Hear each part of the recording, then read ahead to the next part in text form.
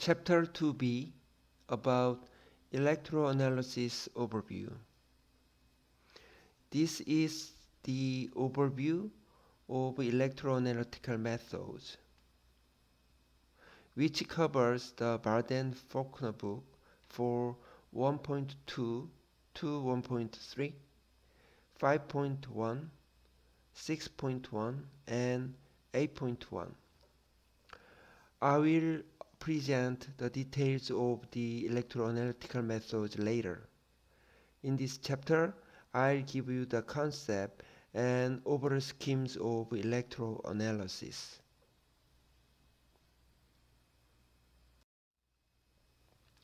Let me start with basic quantities, including charge, voltage or potential, and current. There is an analogy between the potential energy and electric energy. I have a ball on the top of the Eiffel Tower, and the potential energy of this ball is described by the product of weight and height. When I drop the ball into the ground from the top of the Eiffel Tower, then the potential energy of this ball is released and then converted to the kinetic energy. We have the very similar equation about the electric energy.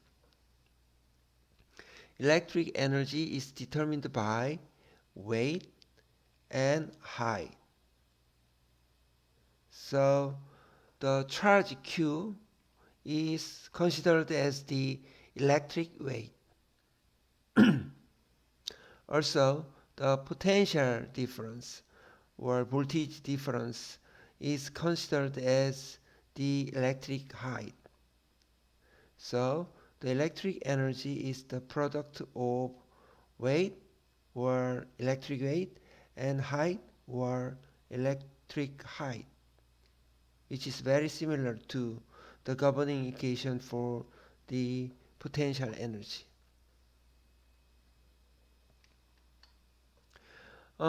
The amount of charge is indicating the amount of electrons or the number of electrons. The amount of charge for 1 mole electrons is 96500 Coulomb. As you know, this is the Faraday constant. Faraday constant F indicates the amount of charge of 1 mole of electrons. Therefore, by using the Faraday constant and by using the Avogadro's number of electrons, then you could calculate the point charge. 1 mole of electron have 96500 Coulomb.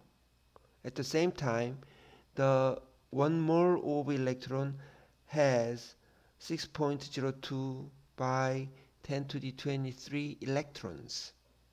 So the point charge is 1.6 by 10 to the minus 19 Coulomb per electron, 1 electron.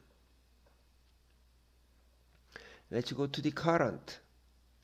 And current have the unit of ampere, as you know, and current indicates charge flow rate or a speed of electrons. The current can be defined by Q, charge amount, per time, where current is equal to dq dt. So the current indicates how many electrons move during a fixed time. Then let's go to the final quantity about charge amount. the amount of charge is proportional to the voltage.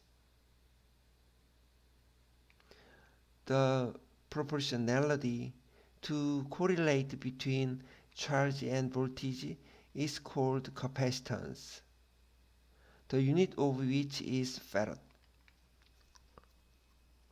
So Q is equal to CV, or dQ is equal to CdV if you have a constant capacitance.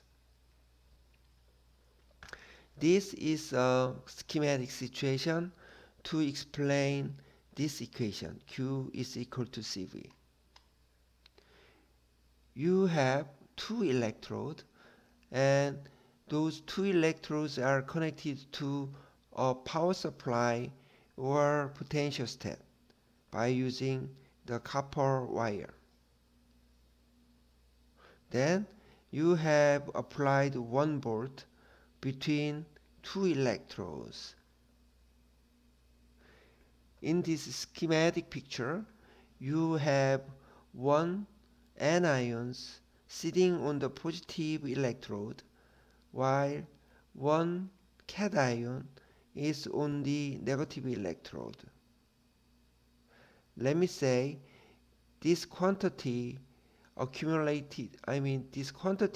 charge accumulated on each electrode is 1 coulomb. When you increase the potential from 1 volt to 2 volt, then you could find that the amount of charge increases 2 times, like you have two anions on the positive electrode, and you have two cations on negative electrodes. Let me say the amount of charge is 2 coulomb. So when you change the potential from 1 volt to 2 volt, then the amount of charge accumulated on each electrode changes from 1 coulomb to 2 coulomb. These schematic pictures are explaining the equation of Q is equal to CV.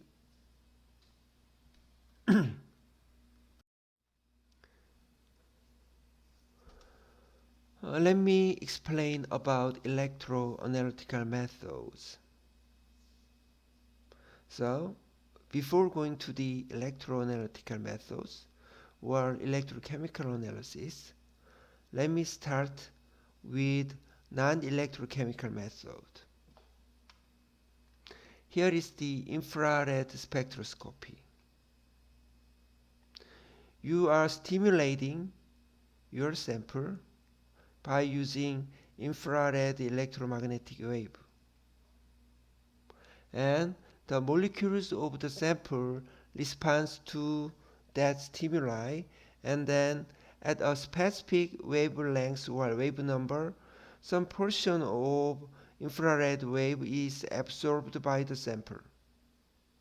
And then you can find several peaks about the samples. This is information about the samples or about the molecules of the samples.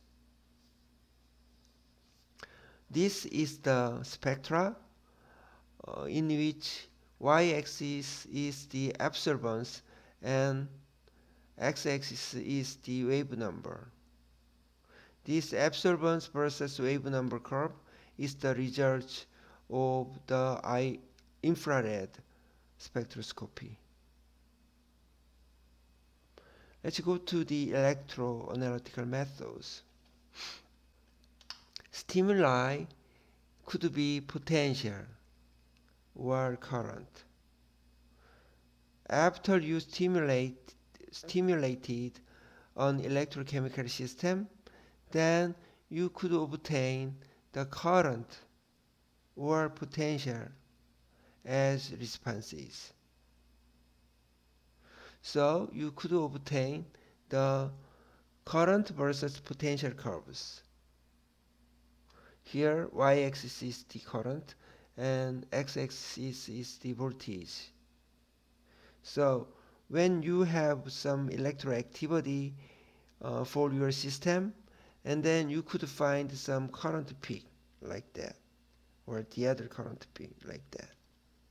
So the electroanalytical method or electrochemical analysis is very similar to the IR spectroscopy. Electroanalytical methods can be classified into three different categories. The first one is voltammetry. In this case, you will sweep the potential. For example, you are changing the potential from minus 0.3 volt to plus 0.2 volt. And then you could find some peaks of current. So the resultant output is current versus potential curve. The methodology to obtain this output is called voltammetry. The second one is chronoamperometry. Chrono means time. Ampere means current. So the result of this method is current versus time curve. In this case, you are applying a constant potential or voltage into the system. During the constant or fixed potential, then current would change a long time. That is the output for the chronoamperometry. The last method is called chrono time potential or voltage metry. So this is time voltage method. So the output is voltage versus time curve. For obtaining these chronopotentiometric curves, you should apply the step current function or a constant current into the system. Let me say about the electrochemical systems in terms of governing equation. This is the overall picture about the electrochemical reaction. Oxidized species plus number of electrons plus reduced species for this electrochemical process. And then what happens inside of electrolyte and also on the surface of electrode. This is electrode and this is the electrolyte. Electrolyte can be split into two regions. The first region is bulk solution region and the other one is electrode surface region. Oxidized species in the bulk region is mass transferred into the surface region. Then let me say this is the O surface. Sometimes O surface is chemically converted into O prime. This step is called C step. But in many cases, you can neglect this C step. And O prime species in electrode surface region is adsorbed onto the surface of electrode and then finally going to the O prime adsorbed species. O prime adsorbed species would get some electrons from the electrode and then convert it to R prime adsorbed species. This process is based on electron transfer, sometimes charge transfer, and this step is called E step.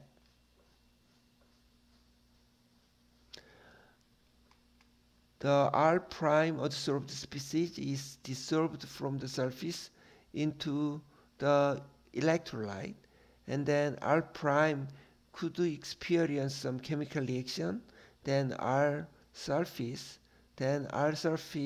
is going away from the electrode surface region into bulk solution. After neglecting the C step, two transfer process is competitive to each other for determining the overall kinetics. The first one is mass transfer, and the second one is electron transfer. The governing equation of electrochemical processes is dominantly based on mass transfer process. So I'd like to focus on the mass transfer rather than the electron transfer. Before going to explaining the mass transfer, I'd like to say about the rate determining step. If the mass transfer is slower than electron transfer, the overall kinetics is determined by mass transfer. Or if electron transfer is slower than the mass transfer, the overall kinetics is depending on the electron transfer. I have said the most of governing equations about electroanalytical methods is based on the mass transfer limited system, where mass transfer is slower than electron transfer. Let me think about the driving forces to cause mass transfer or to cause species move. The first process is diffusion process, which is caused by concentration. I believe you are accustomed to this process. Pour down a drop of black ink into water, and then you can observe that the drop of black ink is diffused out throughout the body of water. Finally, you could find the black colors throughout the body of water. The molecules are moving from the high concentration region to the lower concentration region. That is the diffusion. The second one is migration, which is caused by potential gradient. The third one is convection, which is caused by flow or velocity gradient. So right now we have three different processes based on three different driving forces.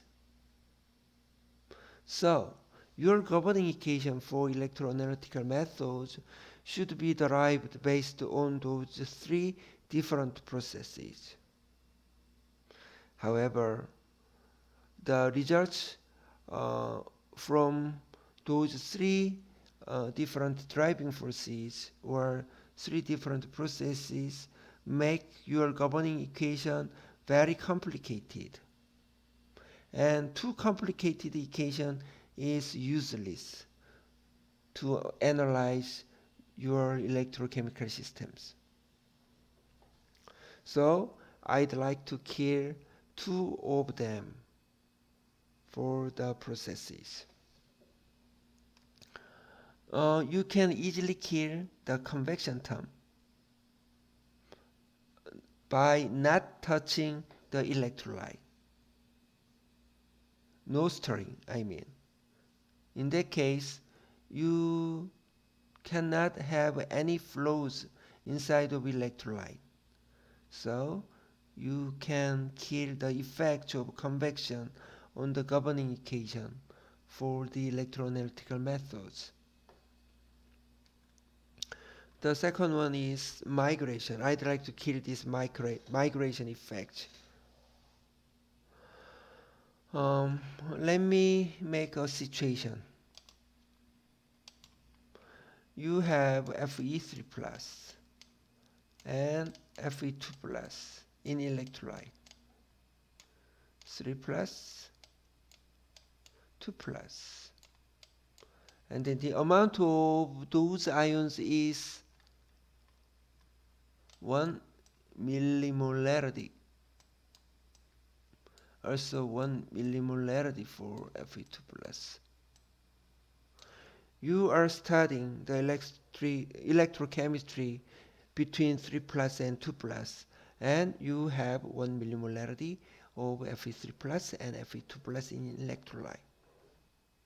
But in this, and then you will apply some potentials into the system. In this case, those two electroactive ions would fill the potential gradient. Okay, then I'd like to introduce an inert and non-electroactive species into electrolyte. So I have sodium chloride, and I pour a large amount of sodium chloride into electrolyte, including 1 millimolarity Fe3 plus and Fe2 plus. So sodium plus, chloride minus are present in the electrolyte. And then let me say the concentration of sodium plus and chloride minus is 100 millimolarity for the sodium plus and chloride minus.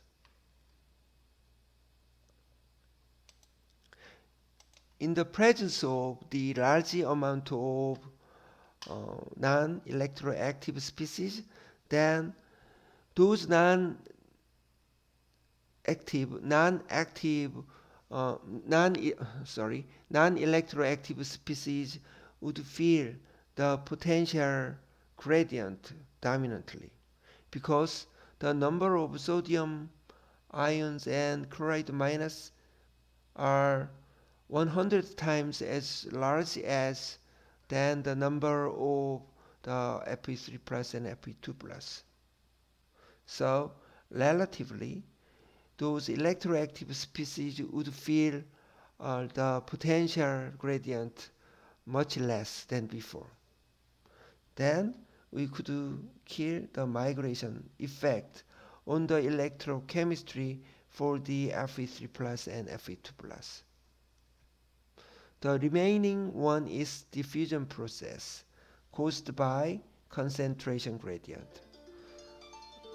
Therefore, the most of governing equation about the electroanalytical methods is based on the diffusion. That is to say, diffusion is limiting the kinetics of the overall electrochemical processes by killing migration and convection.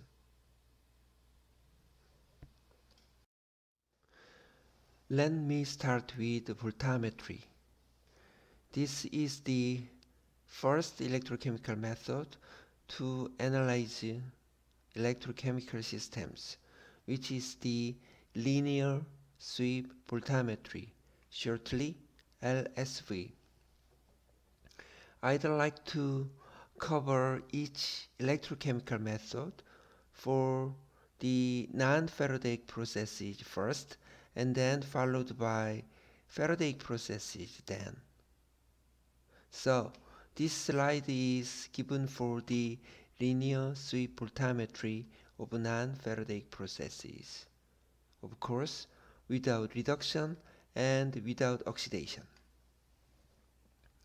What is the non-Faradaic processes? You have learned about the electric double layer formation, which is responsible for non-Faradaic processes. This process consists of two different processes. The first one is charge movement, And then the second is charge accumulation. Here is the electrode which is charged by negative charges.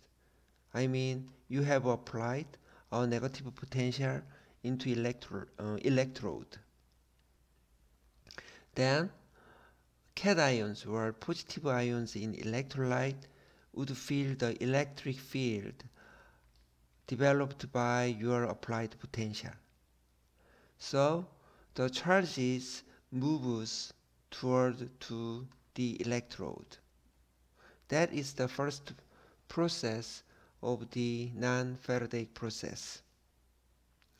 This charge movement process is represented by resistance or so-called solution resistance, so R sub S. The next one is charge accumulation. Right now, you could find the positive charges in electrolyte or cations is sitting on the negatively charged electrode to compensate the extra charges developed on the electrode. This is so-called electric double layer formation, and which is represented by capacitance or so-called double layer capacitance. So the overall behavior of the non-Faradaic process is represented by the combination of solution resistance plus double layer capacitance in series. If the charge movement is really very slow, then the overall kinetics is determined by the solution resistance or resistive process. For this resistive process, we could follow the Ohm's law, which is potential is just proportional to the current. The proportionality between the current and potential is resistance. So each IV curve would follow this line. I is proportional to the potential with the slope of 1 over resistance. Okay, let's go to the other extreme case. If your charge movement is really fast, and then the charge accumulation process would govern the whole and overall kinetics of this non-Faradaic process. So the overall kinetics is determined by this equation, capacitive equation. The amount of charge is proportional to the voltage with the capacitance as a proportionality. Let me differentiate both sides of this equation. So dq dt, where t is for time, is equal to capacitance with dv dt. In this equation, I have assumed the capacitance is not the function of time. And then dq dt is going to current and dv dt is going to scan rate. Therefore, I could say current is constant if you have fixed the scan rate. So you have obtained a horizontal line in the current potential curve. Right now, we have two extreme cases about the current potential curves for non-Faradaic process. In the purely resistive cases, you have had this inclined line. However, for the purely capacitive cases, you have a horizontal line. But the most of non-Faradaic processes would be between those two extreme cases. So my question is that what the practical non-Faradaic process shows what kind of current potential curve? Let me consider about that.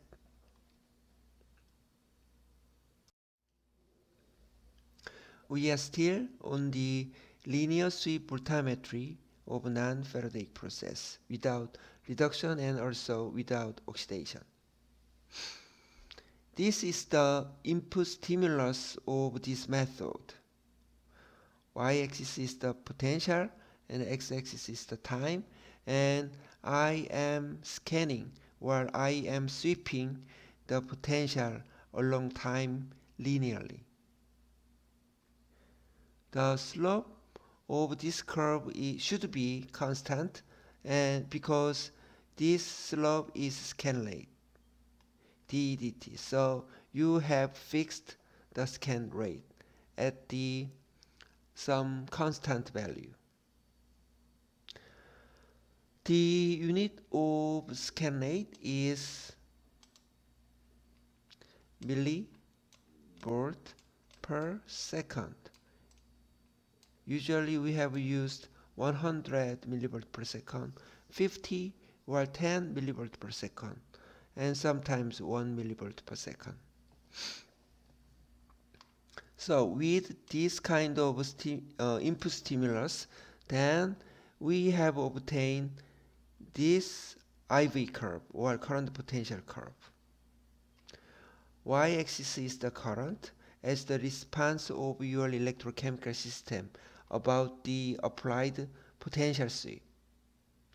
And x-axis is time, or you can convert the time variable into potential variable because you have already had the linear relationship between the potential and time.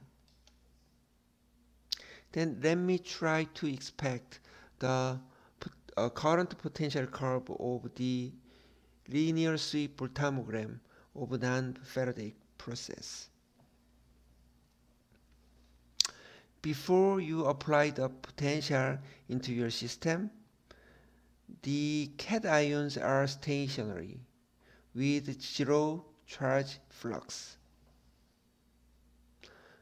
But after you have applied potential at time equal to 0 or around there, the cations start to move toward electrode. The charge flux is very low or very small, so the overall kinetics is determined by purely resistive case. In this graph, you could find two red dashed lines. This line is about the purely resistive curve, and this line is the purely capacitive curve. So, at the early stage of the potential sweep, you would follow the purely resistive curve because your cations is on the low flux. Then the cations is more accelerated. So the current potential curve deviates from the purely resistive curve because the cations have a middle value of charge flux. Then this stage is called a kind of transient stage. Then finally, the speed of cations or the flux of cations is maximized, which is governed by Q is equal to CV, which is the charge accumulation equations. Then the current potential curve would follow the horizontal line, which is the purely capacitive case. Of course, the current is fixed, and then the value of current is determined by scan rate and the capacitance value to characterize the system. This is the current potential curve. I mean, the blue line is the current potential curve of practical non-Faradaic processes without reduction and oxidation.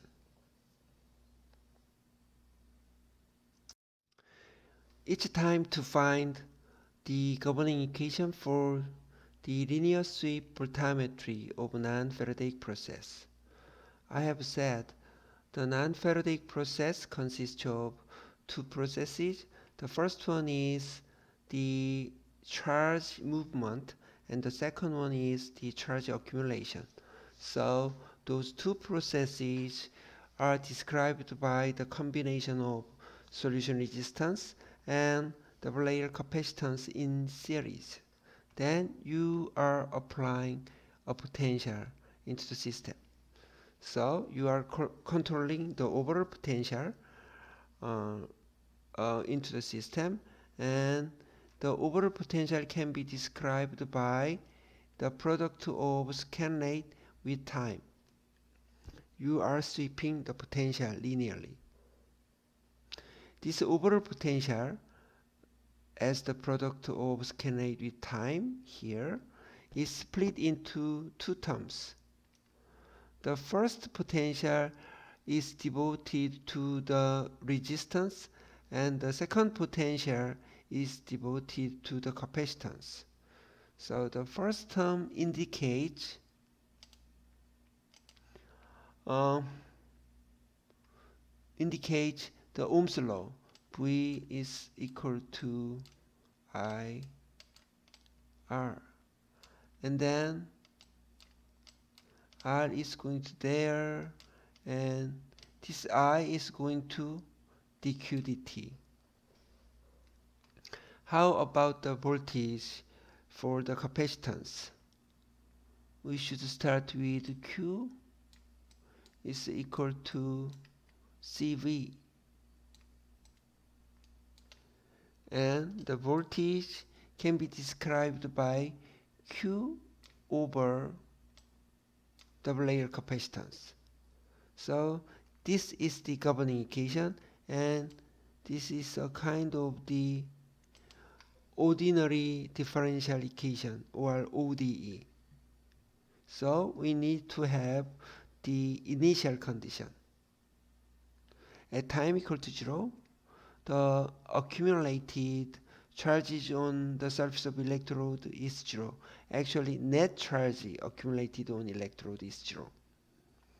Then, by using this initial condition with the governing equation, you could solve this problem. Refer to the solution of the ordinary differential equation here. That this is the final solution.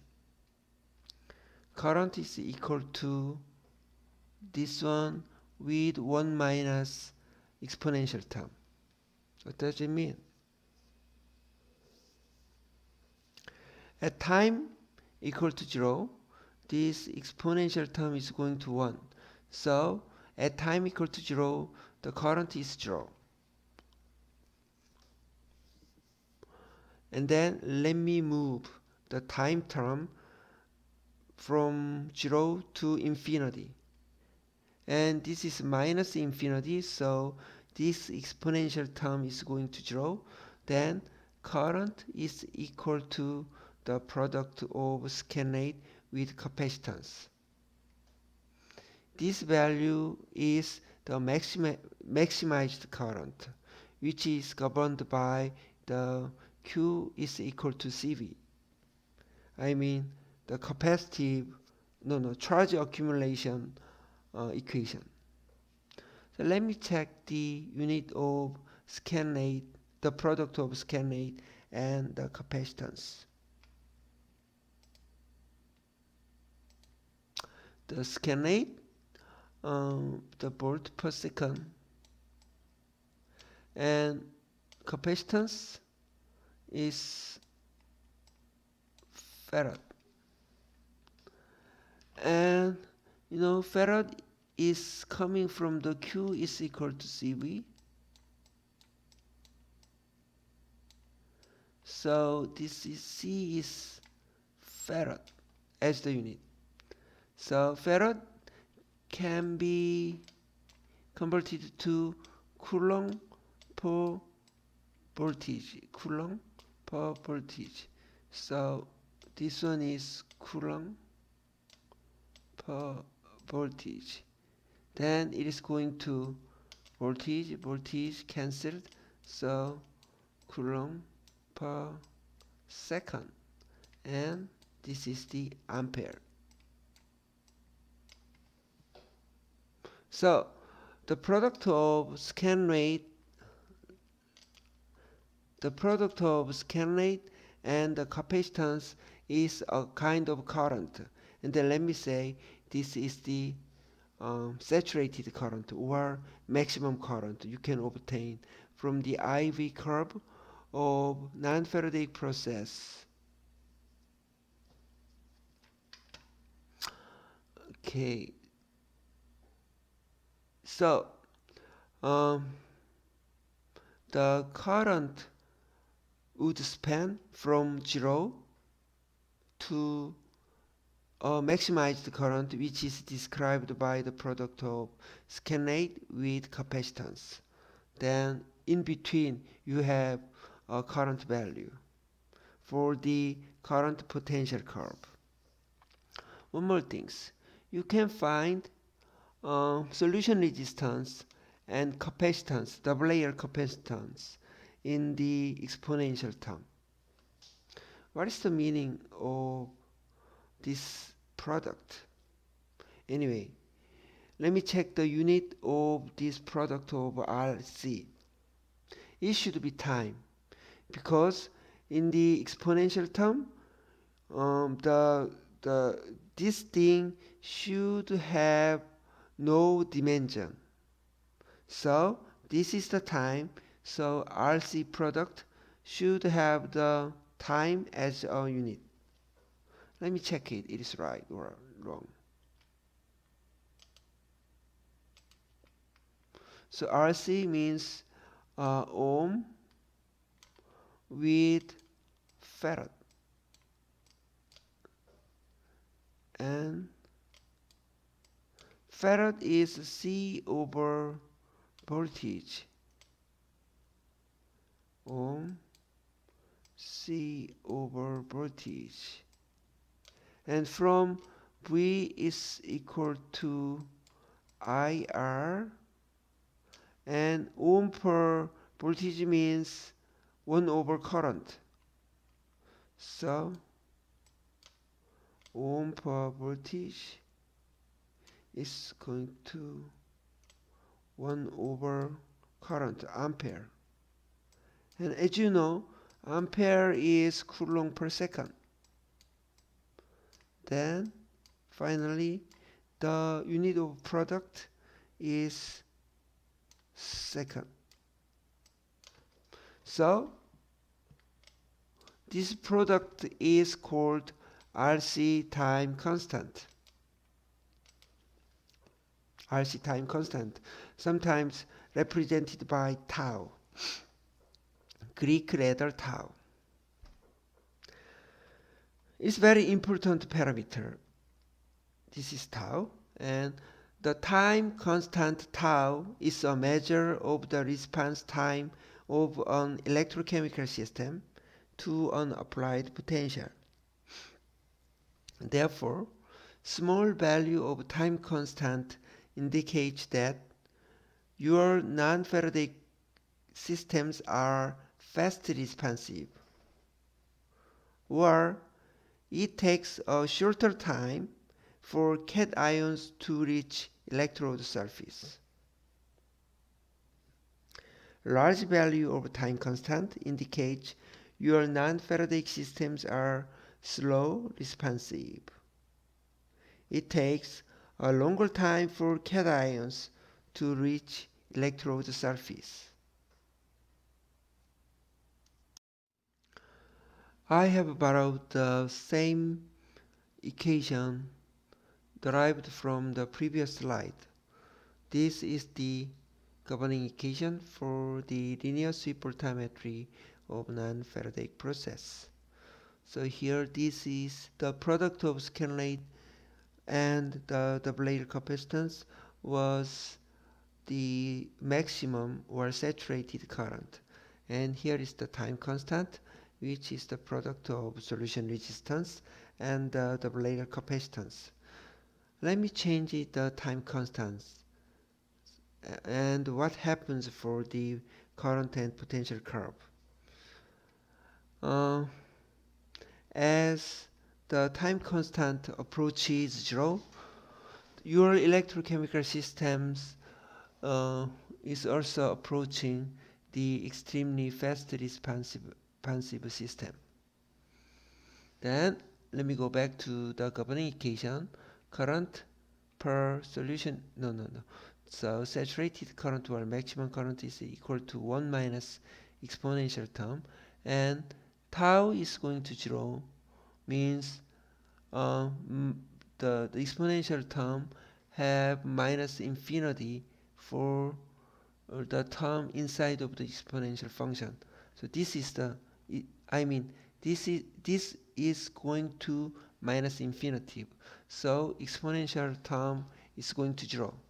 Then 1. So current is the maximum current or saturated current, which is equal to the product of the scan rate with the double layer capacitance. So let me draw this line in the current potential the region. So just after you have applied potential into the system, you could find the maximum current. So it looks a step function. As you know, this is for the extremely fast responsive case. So you could find the purely capacitive behavior for the current potential curve. Let's go to the other extreme. Here, as the time constant approaches infinity, your electrochemical system approaches the extremely slow responsive system.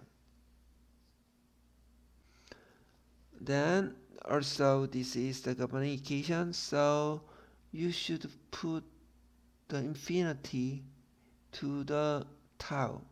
So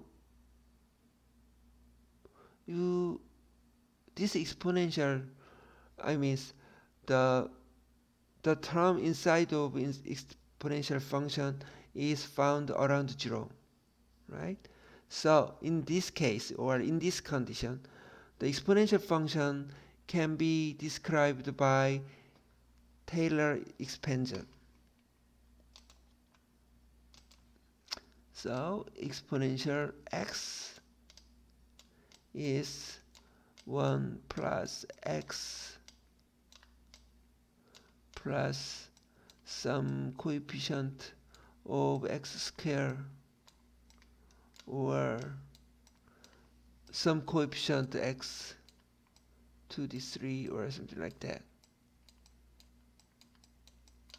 But I have said x is found around 0, so you can kill the other terms except of 1 plus x, because those values are very small compared with x and 1. So exponential minus t over tau is going to 1 plus x minus t over tau. So finally you can obtain t over tau. Then I is equal to is t over tau. And is is scan rate with capacitance, double layer capacitance, and t over tau, and tau is RC constant, RC. So you can kill this capacitance term, and then scan rate with time is the applied potential, so E per R. That is to say, I is equal to E per R. What is it? This one is Ohm's law. I is equal to E over RS. So for the extremely slow responsive systems, you could obtain the resistive behavior for the current potential curves. Of course, therefore, as time increases, the current potential curves is changing from purely capacitive curve and some transient lines, and then finally reaches the purely resistive case. So if your cations move in a very fast way, you could obtain the purely capacitive. However, your cations move very slowly, you could get the resistive curve. However, in most cases, you can find the current potential curve between those two extremes. So something like that. So some transient period and the saturated current. This is the end of the linear sweep voltammetry of non-Faradaic process. You have just finished the linear sweep voltammetry of non-Faradaic processes. Then it's time to go to the Faradaic reaction. That is to say, with reduction or with oxidation. We will use the same input stimulus. In this case, we have swept the potential from a specific value to the other specific value linearly along time. The scan rate is the slope of this curve. Then let's do some experiments. I have working electrode, reference electrode, and counter electrodes in an electrolyte. This electrolyte includes 100 millimolarity of hydrochloric acid. In this case, proton is the only electroactive species. Then let me sweep the potential from 0 volt to minus 1.2 volt to the negative direction. At the early stage of the potential sweep, you cannot find any current related to the Faradaic reaction, or in this case, proton reduction or hydrogen evolution. Let me magnify the early stage of the potential step. Actually, at the very first time, still you have a tiny current, which is caused by non-Faradaic process. So in these magnified pictures, you can find the resistive current behavior, and then intermediate, and then saturated and purely capacitive behavior of current function. So this is responsible for the non-Faradaic process. But at a certain point you can find the current increase, so here, and this is about the hydrogen evolution reaction or proton reduction. So the current increases exponentially. Again, this peak or this current increase is responsible for the proton reduction process or hydrogen evolution process. As potential goes up to the more negative potential, then more amount of hydrogen is evolving from the electrolyte. Let me go to the second experiment. In the same electrolyte, I have introduced 1 millimolarity of cadmium 2 plus. Let me write down the 1 millimolarity cadmium 2 plus. The reduction potential of cadmium 2 plus to cadmium metal is more positive than the hydrogen evolution reactions. So you can find the peak responsible for the reduction of cadmium 2 plus into cadmium is found before the hydrogen evolution reactions. So this peak is responsible for the cadmium 2 plus cadmium electrochemistry. And let's go to the third experiment. Then for this electrolyte, I have introduced one more electroactive species, which is the lead 2 plus. And the reduction potential of lead 2 plus is more positive than the reduction potential of cadmium 2 plus and also the hydrogen evolution reaction. So you can find the lead 2 plus to lead peak before finding the cadmium 2 plus cadmium peak or hydrogen evolution reaction peak. So you have totally 3 peaks, this one, and this one.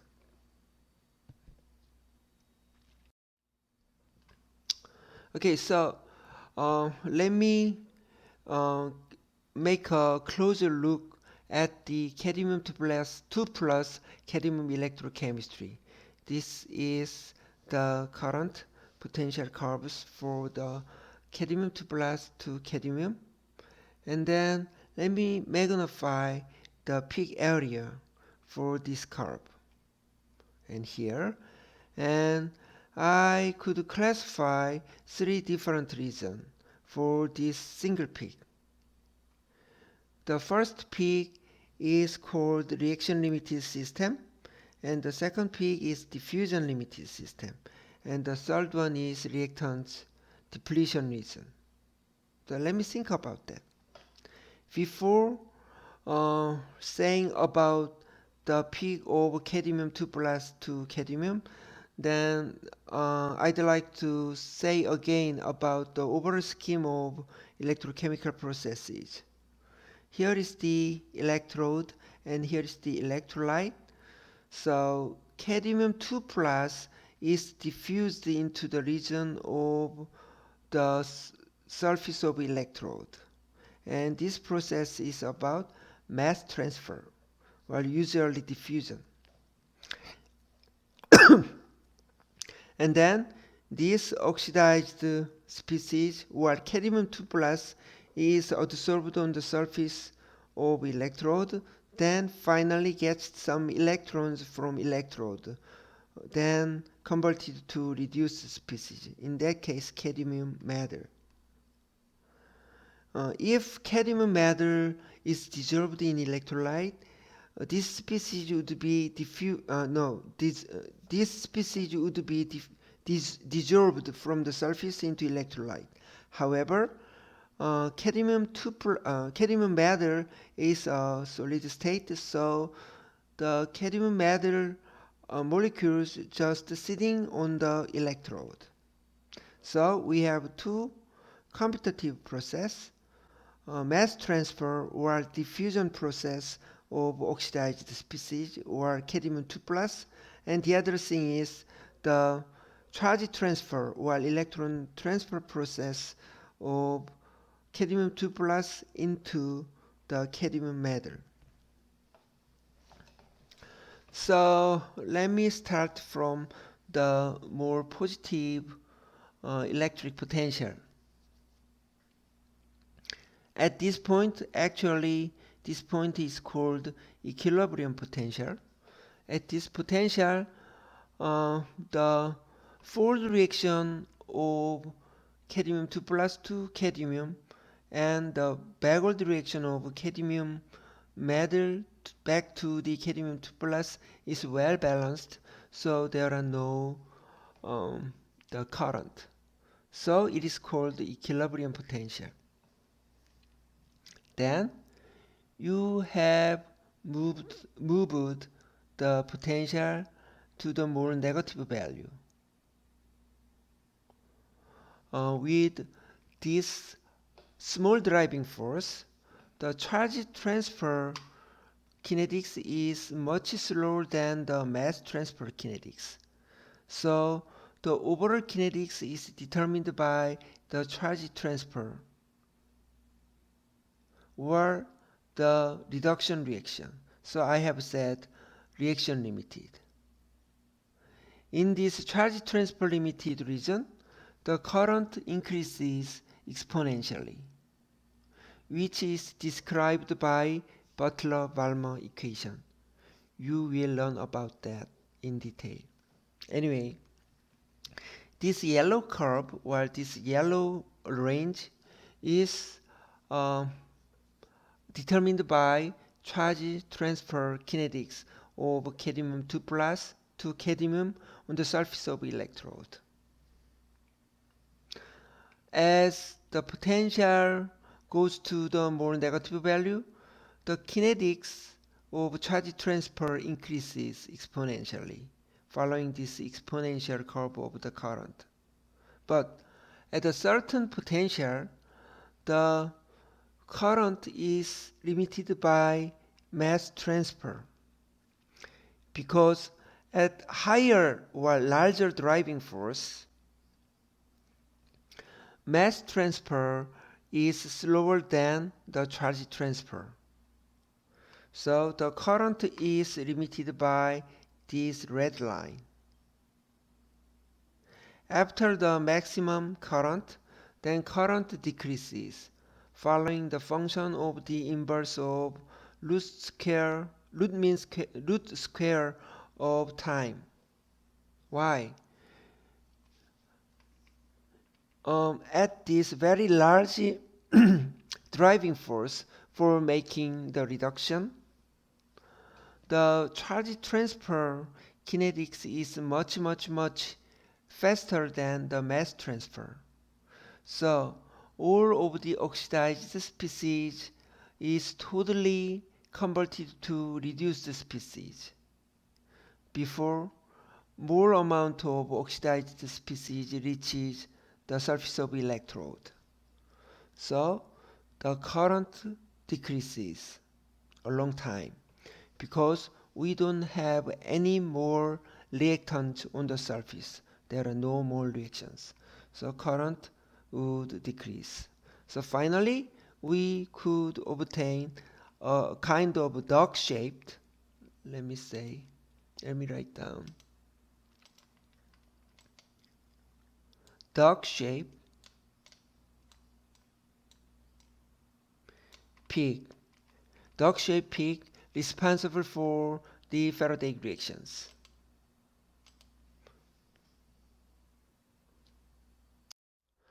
This is the second method of voltammetry, which is called cyclic voltammetry. You have just finished it about the linear sweep voltammetry of non-Faradaic reactions, non-Faradaic processes, and also Faradaic reactions. So the cyclic voltammetry is a kind of extended version of linear sweep voltammetry. Therefore, they are very similar to each other, actually very similar, almost the same. So this is the linear sweep voltammetry. About the input stimulus. So I have swept the potential from a specific value to the other specific value linearly along time. That was the linear sweep voltammetry, and the final result is that this kind of current potential curve. So the current increases and then finally saturated. So let me think about the cyclic voltammogram. I have said cyclic voltammogram is an extended version of linear sweep voltammogram. A single cycle of the cyclic voltammograms is consists of linear sweep voltammogram plus reversed linear sweep voltammogram. That is to say, I have swept the potential from the initial potential at a specific value and then going to the final value of the potential. Until this point, this is the linear sweep voltammogram. And then we are going back to the initial potential. So this is the reversed linear sweep voltammetry. So LSV plus reversed LSV is a single cycle of cyclic voltammogram. Then you can cycle this cycle multiple times. So in this note, I have written down in this way. CV, or cyclic voltammogram, is equal to linear sweep voltammogram plus reversed LSV with multiple times while multiple cycles. That is the cyclic voltammogram. The same equation is working between the linear sweep voltammogram and cyclic voltammogram. The governing equation was current per maximum current is equal to 1 minus exponential minus time over time constant, RC time constant. So let's go to the result. So for the scan of the potential, you could obtain the same current time curves shown in the linear sweep voltammogram, right? The current profile of the backward scan is the reflection of the forward scan curve about time axis from here to there. So in this case, I am using the time axis. As you know, at the final potential, you will be back to the initial potential. So when you convert the time scale for the x-axis to the potential axis, then the current profile of the backward scan in the time axis is flipped left like this in the potential axis. So finally, you have obtained this graph. So for the forward scan transient region, for the forward scan, resistive and then transient and then capacitive behavior. When the potential scan is reversed, the current is going down and then finally reaches zero, then start from the zero current to the negative current, or the reversely directional current. Then again resistive, transient, and the capacitive behavior of current at the potential axis. So let me think about those two extreme cases.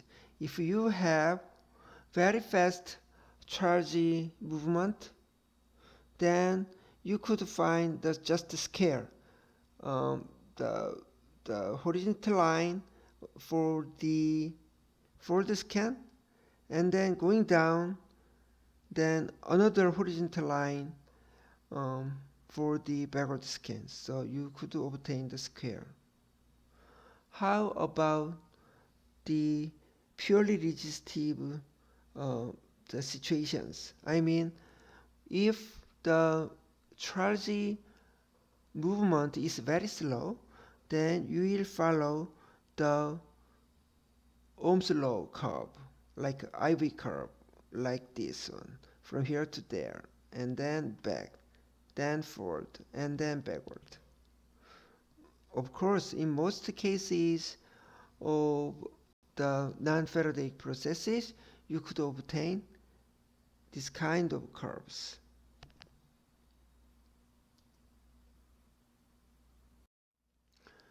Let me go to the cyclic voltammetry for the Faradaic reactions. Of course, with reduction and or with oxidation.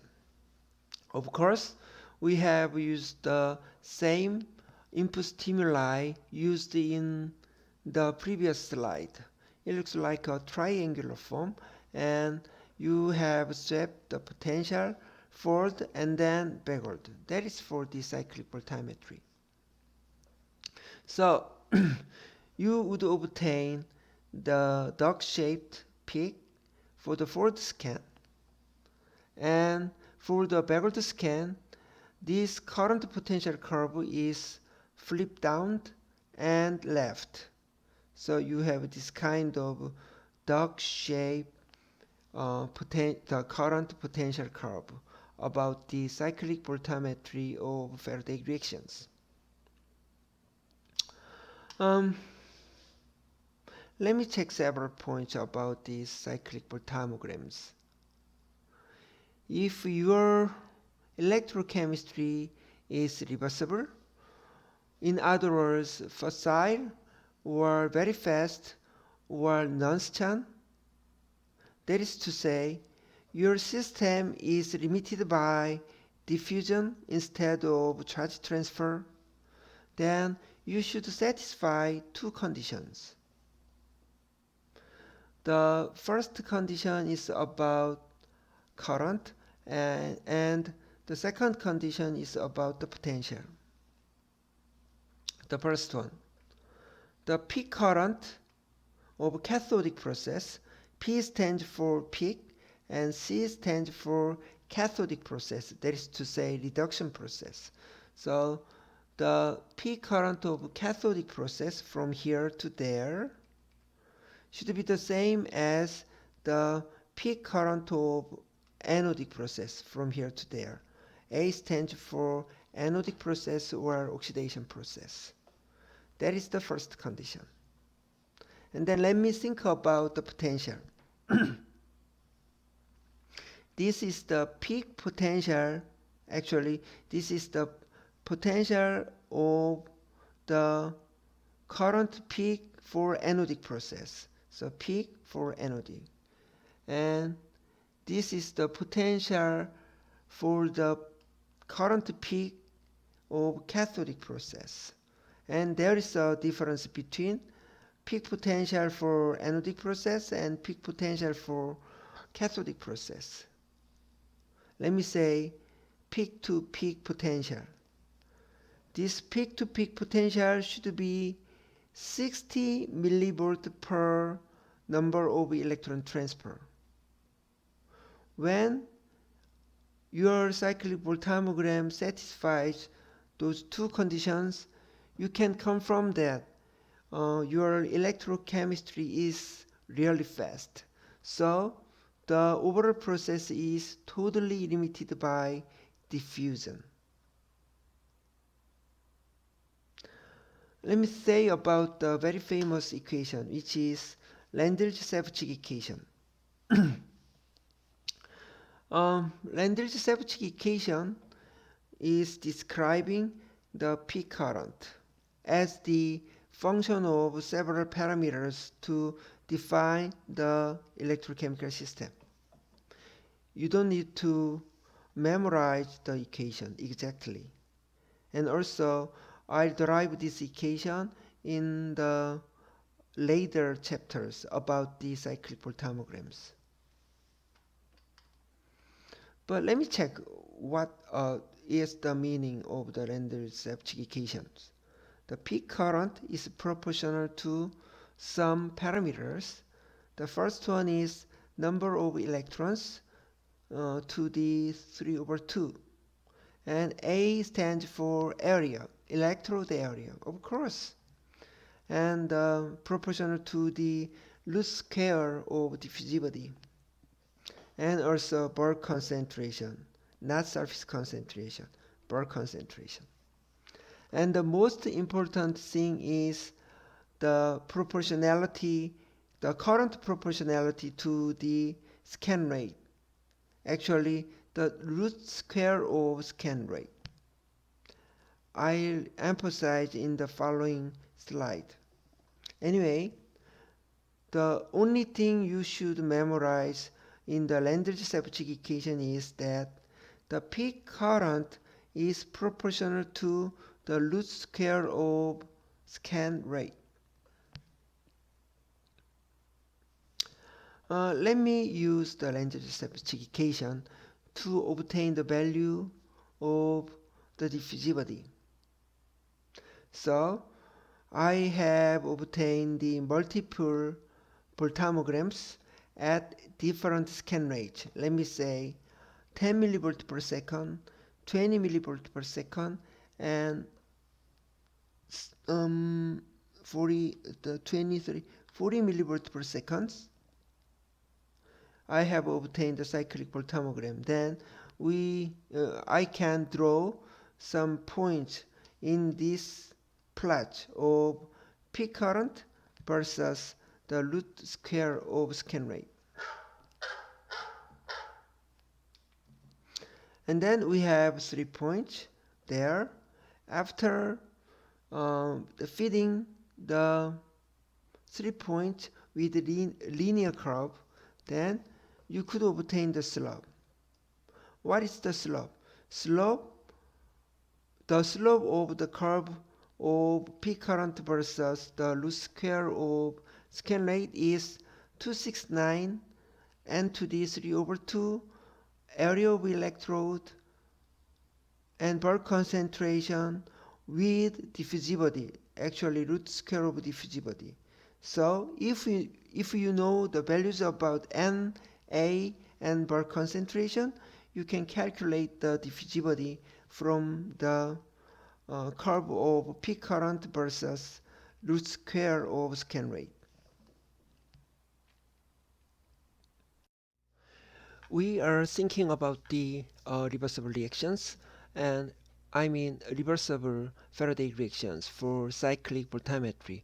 Of course, we have reduction and also oxidation. Also, the kinetics of charge transfer for the reduction and oxidation is really fast. The overall kinetics of this system is totally determined by mass transfer kinetics, or shortly, the diffusion. As you know, the diffusion is induced by concentration gradients. Therefore, I can say concentration gradient determines the current for the reversible Faradaic reactions. So I'd like to explain about the cyclic voltammograms in terms of, or from the viewpoint of, concentration gradient. Here is a big cyclic voltammogram, and y-axis is the current in microampere, and x-axis is the potential from plus 0.8 to minus 0.2. So following the clockwise direction, I have swapped the potential from the positive value to negative value, and then reverse the potential shift from the negative value into the positive value. I'll check the concentration gradient for several points like A, C, D, E, G for the cathodic process, and then I, J, K for the anodic process. This system is about ferricyanide electrochemistry. Fe3 plus in ferricyanide with some electron, one single electron, then finally goes to ferrocyanide having Fe2 plus. So actually this electrochemistry based on between Fe3 plus and Fe2 plus. Also, this electrochemistry is well known as the very reversible, that is to say very fast kinetics electrochemistry. So let me start with the point A here, and also please assume that we have only ferricyanide in electrolyte without without ferrocyanide in this case. So let me say 1 millimolarity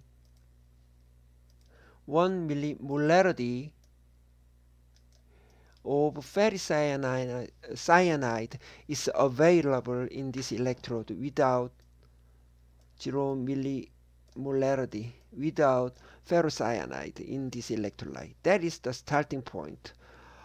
We have the electrolyte. So at the point A, of course, we have 1 millimolarity of Fe3 plus and 0 molarity of Fe2 plus in electrolyte in the bulk and also on the surface of electrode. Then let's apply some negative potential into the electrode. Then we are going to B and C. At the very earlier potential sweep range, we don't have very tiny current. The tiny current is caused by a non-Faradaic process for electric double layer formation. But before the point B, we don't have any Faraday current responsible for the reduction of Fe3 plus to Fe2 plus. However, around the point B, we have obtained the current responsible for the reduction process. Then let's go to the C point here. At the C point, some portion of Fe3 plus is converted or reduced to Fe2 plus. So on the surface of electrode, you have some the concentration gradient of Fe3 plus and also the concentration gradient of Fe2 plus. Right now, Fe3 plus is consumed. So in this case, at the surface of electrode, we have, for example, 0.5 millimolarity of Fe3 plus are there. So let me say this is the 0.5 millimolarity of Fe3 plus on the surface. Therefore, then also at the same time 0.5 millimolarity Fe2 plus is generated at the surface of electrode. Therefore, you can find some positive concentration gradient of Fe3 plus around the surface of electrode. At the same time, the negative concentration gradient of Fe2 plus is developed on the surface of electrode. This concentration gradient indicates the current. So at the point A, at the time equal to 0, we don't have any current because there are no concentration gradient for the oxidized species or Fe3 plus. At the same time, there are no concentration gradient for the Fe2 plus. However, at the point C here we have the concentration gradient. So we could have obtained value of the current. This concentration gradient of oxidized species, maybe following this one, the slope of this line is equivalent to value of the current. Let me say that is the 14 microampere for the reduction process. Okay, then so the surface concentration of oxidized species would decrease from the 1 millimolarity to 0.5 millimolarity. Then let me go forward to the negative direction. Then finally we reached the peak current point. Here is the point D. And at the point D, we have this kind of concentration profiles for the oxidized species Fe3 plus and the reduced species Fe2 plus. The most interesting point is that the surface concentration of oxidized species is going to zero. Let's go back to the point C. At this point, we have 0.5 millimolarity of Fe3 plus. But at the peak point, the all molecules of Fe3 plus is totally converted to Fe2 plus. So you cannot find any molecules about Fe3 plus on the surface of electrode. At the same time, the concentration of Fe2 plus is maximized. Maybe the surface concentration of Fe2 plus is about 1 millimolarity because all of the surface oxidized species is going totally to the reduced species. So let me check the concentration gradient of the point D. I mean of oxidized species Fe3 plus. Then the slope is increasing from this slope and this slope. So the current is maximized for the reduction process. This value is about 21 microampere here. Then let me say again, the surface concentration of oxidized species is 0. Then let me move the point from D to E, more negative potential. What happens?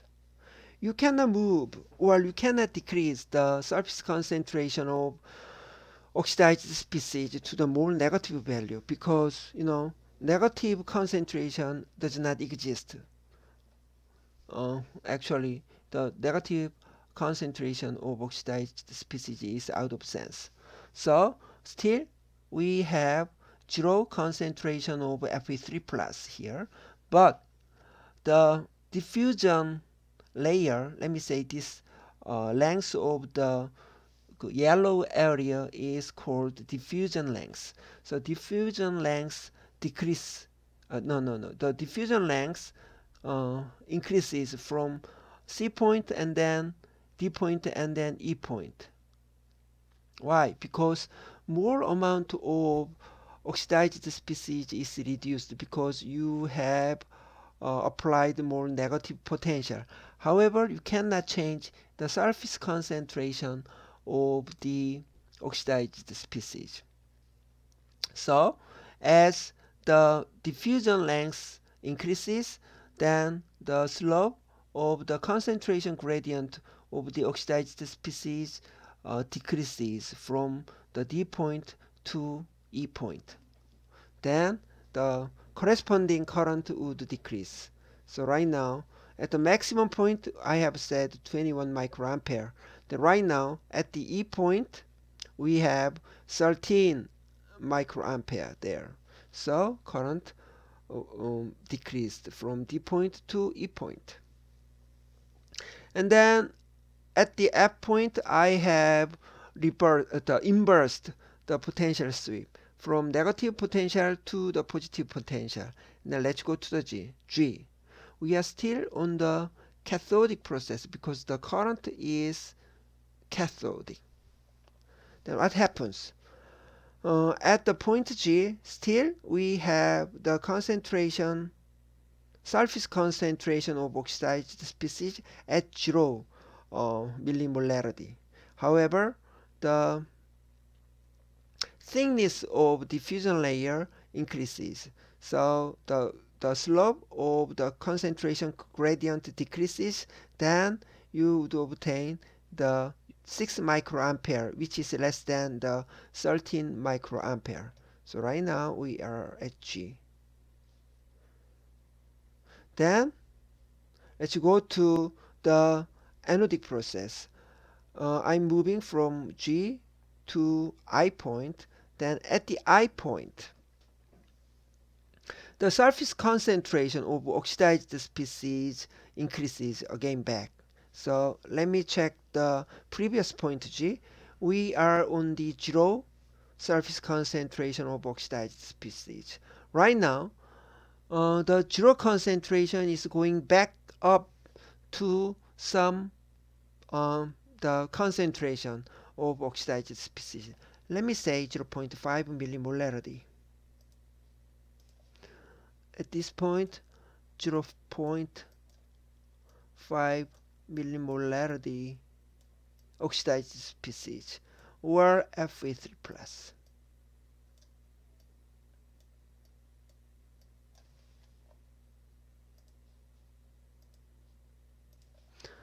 So right now you have this kind of profile for the Fe3 plus or oxidized species.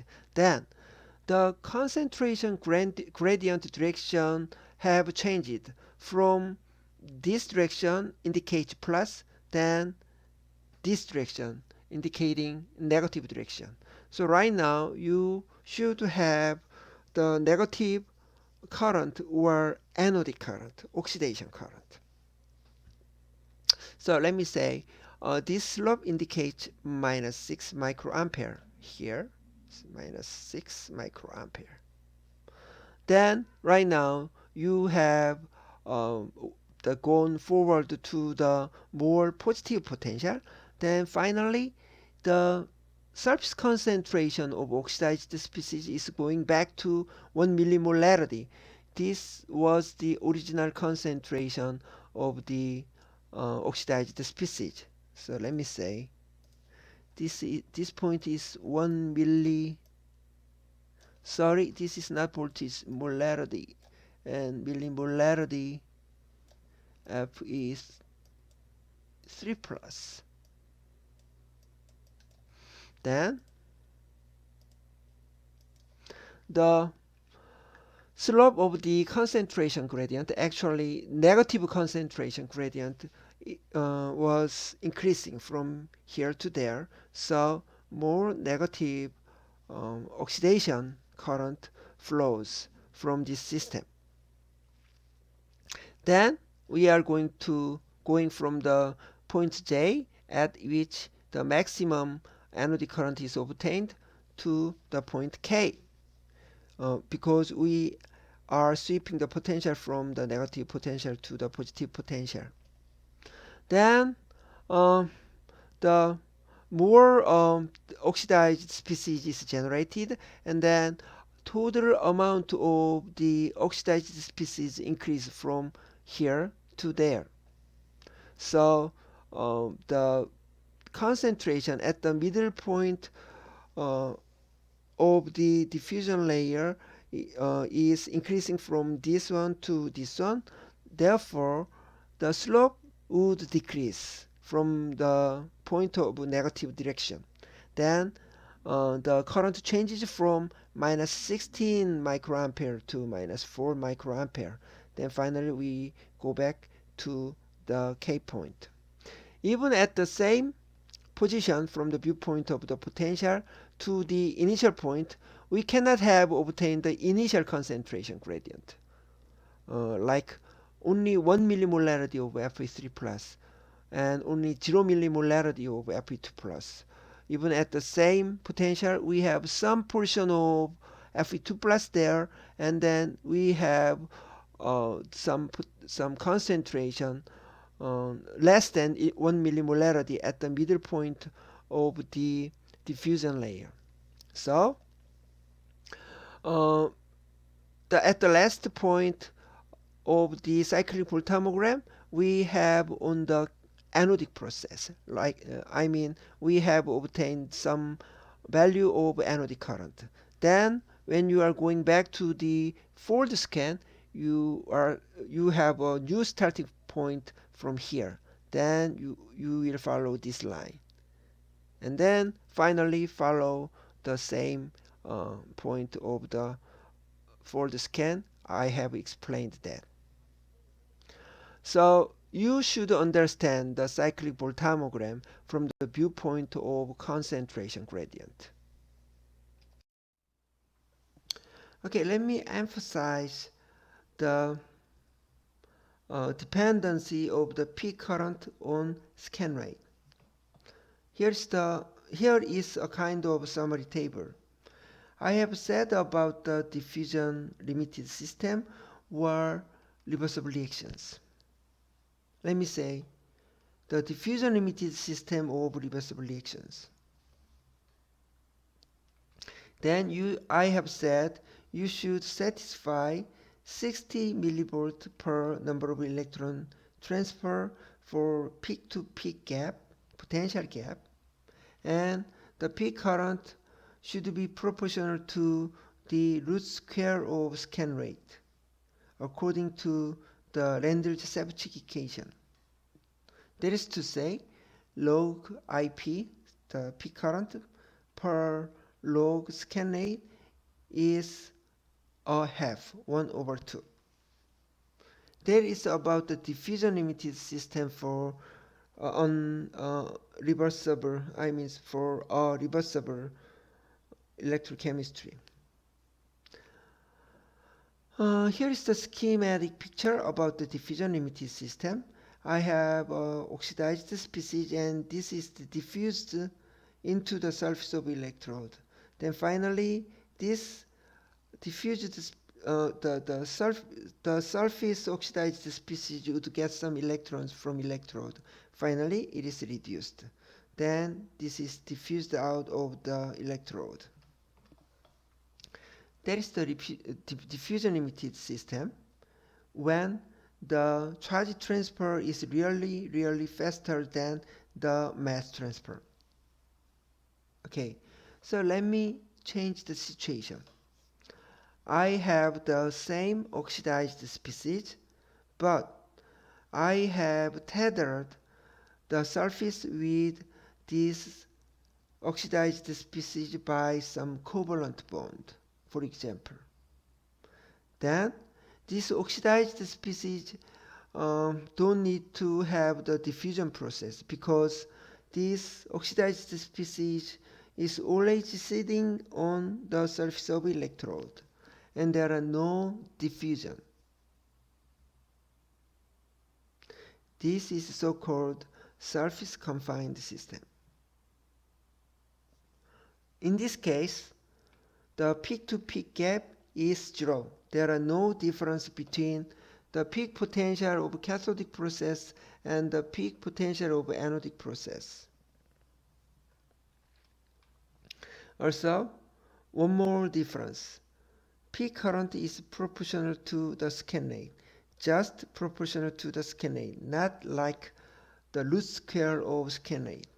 So log IP per log scan rate should be 1. So by checking the slope of log IP versus log scan rate, then you can confirm whether your system is diffusion limited or surface confined. Here is the real experimental data. Y-axis is the peak current in a log scale, and x-axis is the scan rate in also log scale. Then I have used two different electroactive species. The first one is ABTS, and the other thing is indigo carmine, shortly IC. So both ABTS and indigo carmine is soluble in aqueous electrolyte. Then I have obtained several multiple cyclic voltammograms at different scan rate, like 10 millivolt per second, 100 millivolt per second, 50 millivolt per second, and 1 millivolt per second. Then, for the cathodic current, for the cathodic peak current and also anodic peak current, the slope of log peak current and log scan rate was a half. So I could confirm that my system, my electrochemistry, is limited by diffusion or mass transfer. And it means the electrochemistry of ABTS and indigo carmine is really, really fast. In the second experiment, I have confined the indigo carmine molecule while the ABTS molecules on the surface of electrode by using the conducting polymer polypyrrole. So I have the indigo carmine molecules and also ABTS molecules on the surface of electrode. They are not diffused out of the surface. In that case, I have obtained the slope at 1 for the peak current in log scale versus scan rate in log scale. So I could confirm that my systems are surface confined instead of diffusion limited. You have learned about the Landry-Sevcik equation and the reversible electrochemistry in a diffusion limited system should follow the Landry-Sevcik equation. However, sometimes you can meet the deviation from Landry-Sevcik equation in terms of scan rate dependency. Let me check that kind of possible deviation even for the reversible reactions. Here is the plot for the peak current versus scan rate, and then this line indicates the Landry-Sevcik line, at which the slope is the 0.5 or 1 over 2. That is the Landry-Sevcik relationship between the peak current and scan rate in the log-log scale. So you can easily find that the scan rate dependency follows the Landry-Sevcik line faithfully at a relatively slower scan rate, in this case less than 100 millivolt per second. So you can find the several points on the lines of RS line, Landry-Sevcik line, up to 100 millivolt per second. However, surprisingly or strangely, at a relatively faster scan rate, the peak current deviates from the Landry-Sevcik line here. So there is some deviation. Usually you have had the smaller peak current than less than the expected value by Landry-Sevcik equation. So why you should have the deviation at higher scan rate? Here is the reason. At too fast scan rate, potential goes forward to the direction of scan before the current is fully developed.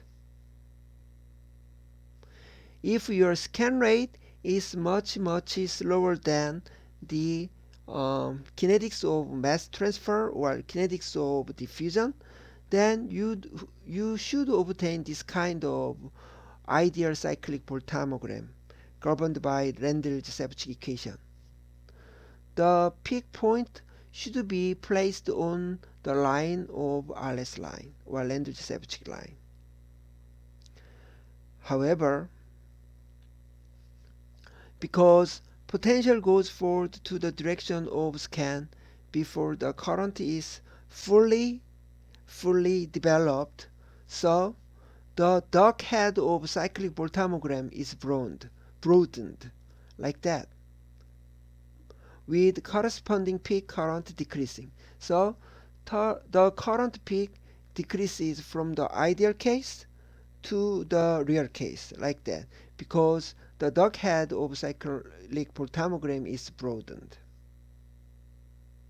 The peak area should be the same as the peak area of ideal cyclic voltammogram, because total amount of the reduction in this case of oxidized species should be the same for the ideal case and the practical case. However, the dark head is broadened by the too fast scanage, then the peak current is measured less than the value expected from the Landry-Sepchik equation.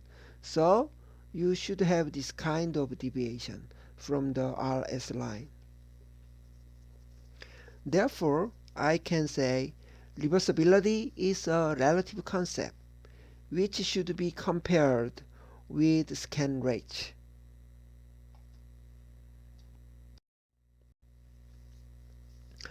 Let me think about another strange and interesting scan rate dependency. Here is the situation. You have an electrode and oxidized species here, let me say ox.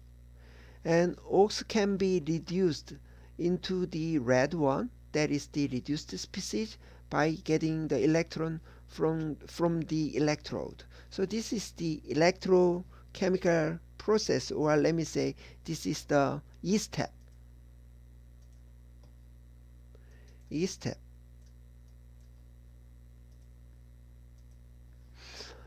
However, in this special case, we have one more thing.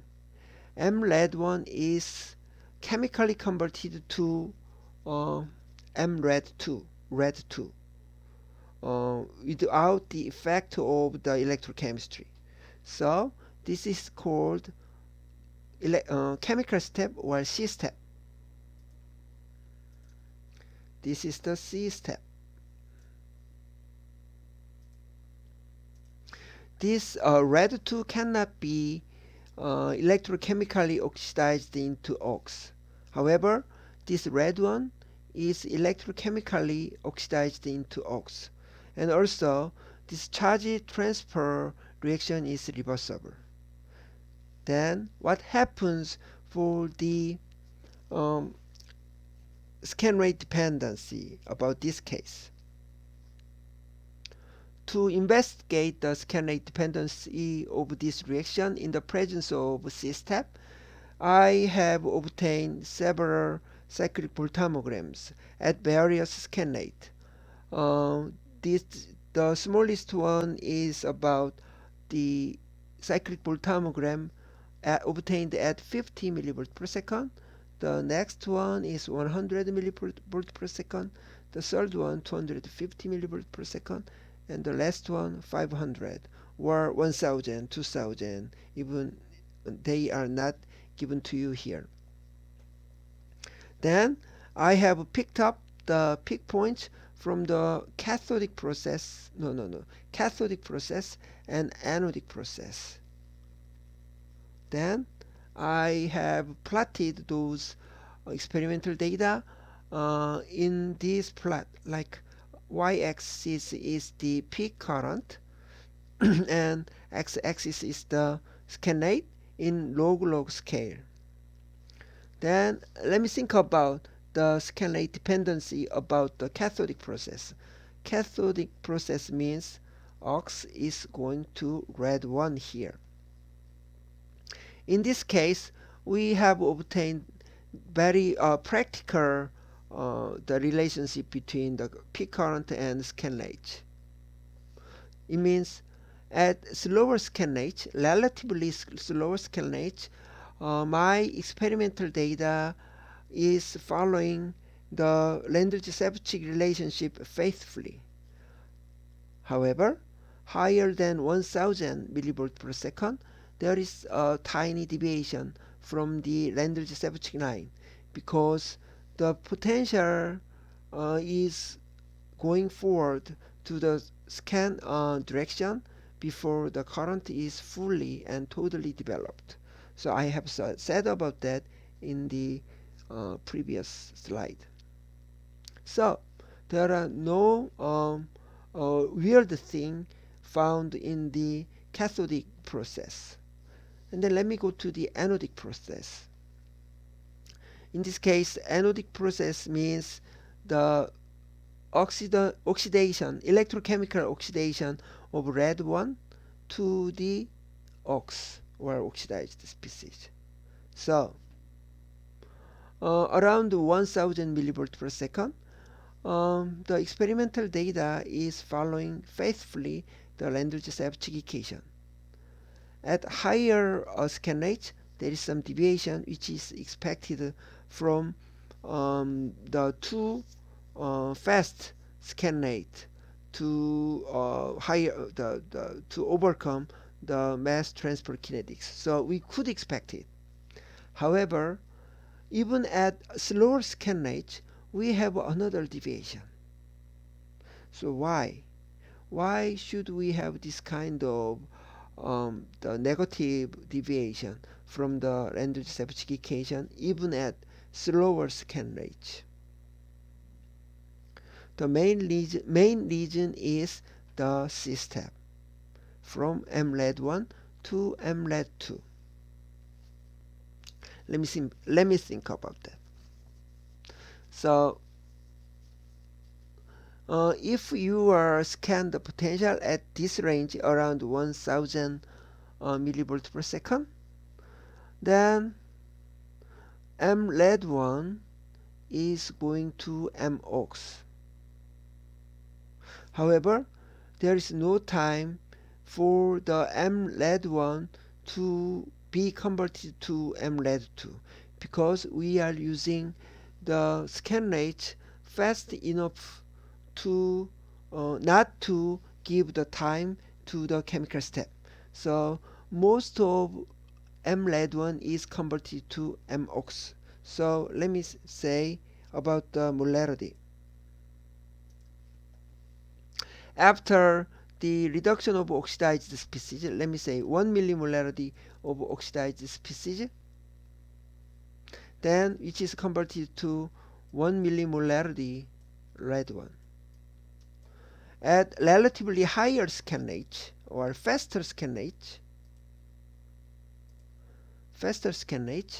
which is faster than the chemical change for the C-step, all of the 1 millimolarity is devoted to the oxidation, electrochemical oxidation to the oxidized species.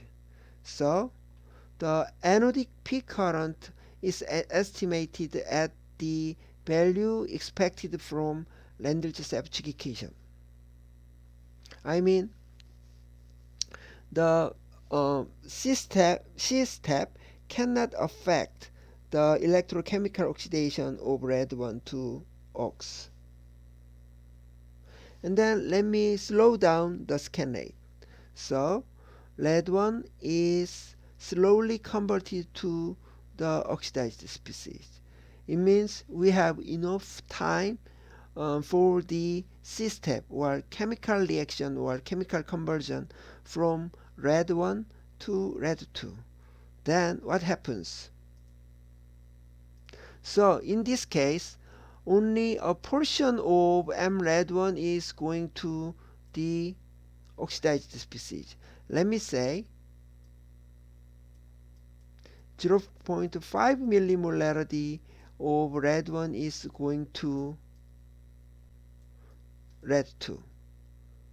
Therefore, we have only 0.5 millimolarity of red 1.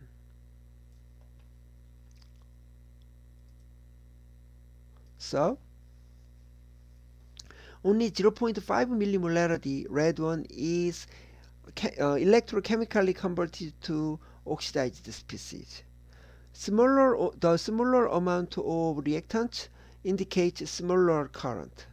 So you should have obtain the deviation, negative deviation from the Landry-Sevchin line to the similar values of anodic process. So it is the reason why we should have obtained the negative deviation from the Landry-Sevchin equation even at the very slow scan rate. So the chemical reaction affects the electrochemistry in this situation. Again,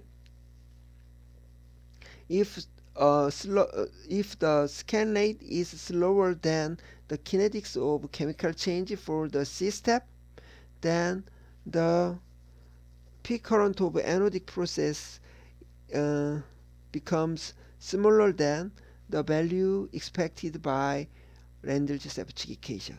So you should think about the deviation of reversibility when you have included the presence of chemical step.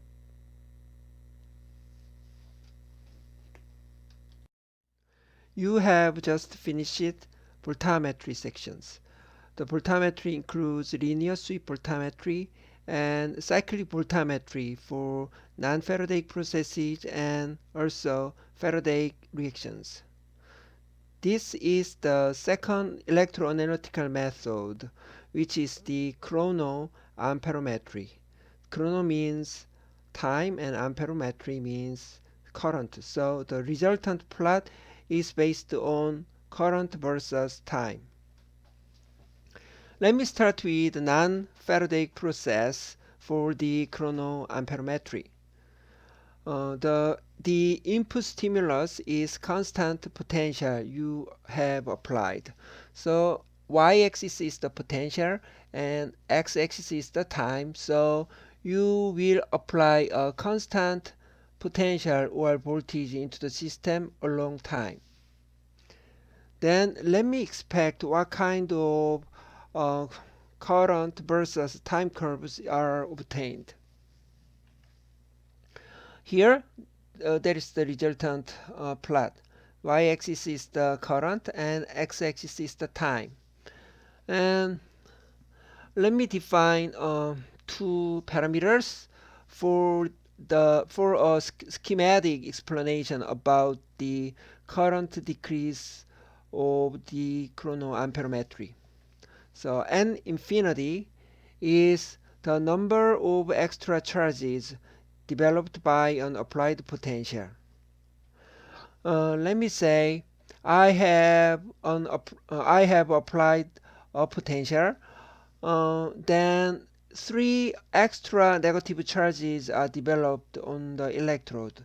In this case, n infinity is 3. This number can be interpreted as the maximum number of ions that is allowed to accumulate on electrode surface. So to compensate the extra negative charges by applied potential, we need to have 3 cations on the surface of electrode. That is the n infinity. And the next parameter is n. N is defined as the number of available ions to move toward the electrode. Then let's start with some applied potential. So right now, again, we have 3 minus charges in the electrode. And then just after this potential with 3 negative charges applied into the system, then 3 cations are starting to move toward the electrode.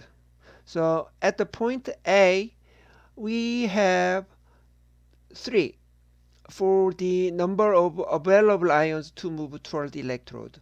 3 cations are moving. So the 100% of cations relative to the maximum number of ions that is allowed to accumulate on electrode surface is moving.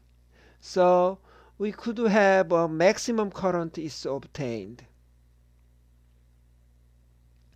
Then let's go to the point B. I mean about 10 microseconds just after the applied potential. So what happens? One of three available ions finally reached the surface of electrode. Then one of the extra negative charges of electrode was compensated by this cation. However, still we have moving two cations, which is moving toward the electrode. So the available ions for charge movement per the n infinity is about 67%. Then from 100% to 67%, the current decreased here from here to there. Then let's go to the point C. Right now we have two cations sitting on the surface of electrode, and then only one moving cations are available. So 33% of the maximum number of ions that is allowed to accumulate on electrode surface is moving. So 33% of the initial current would be obtained. So another current decrease from point B and point C. Then current is continuously decreasing to some point. At this point, right now, we have all of the available cations for movement are sitting on the surface of electrode. So 0% for the available ions per the maximum ions. Then at point D, we cannot have any more current. So our expected picture about the current versus time is the maximum current just after the applied potential, then current is decreasing along time, and then finally it is going to the zero current. That is the current versus time curve for the non-Faradaic processes of chronoamperometry.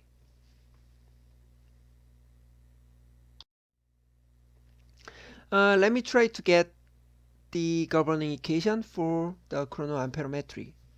I have said non-Faradaic processes are split into two different processes.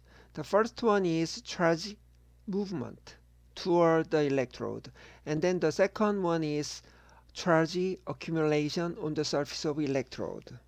Then the overall potential is split into two potential difference.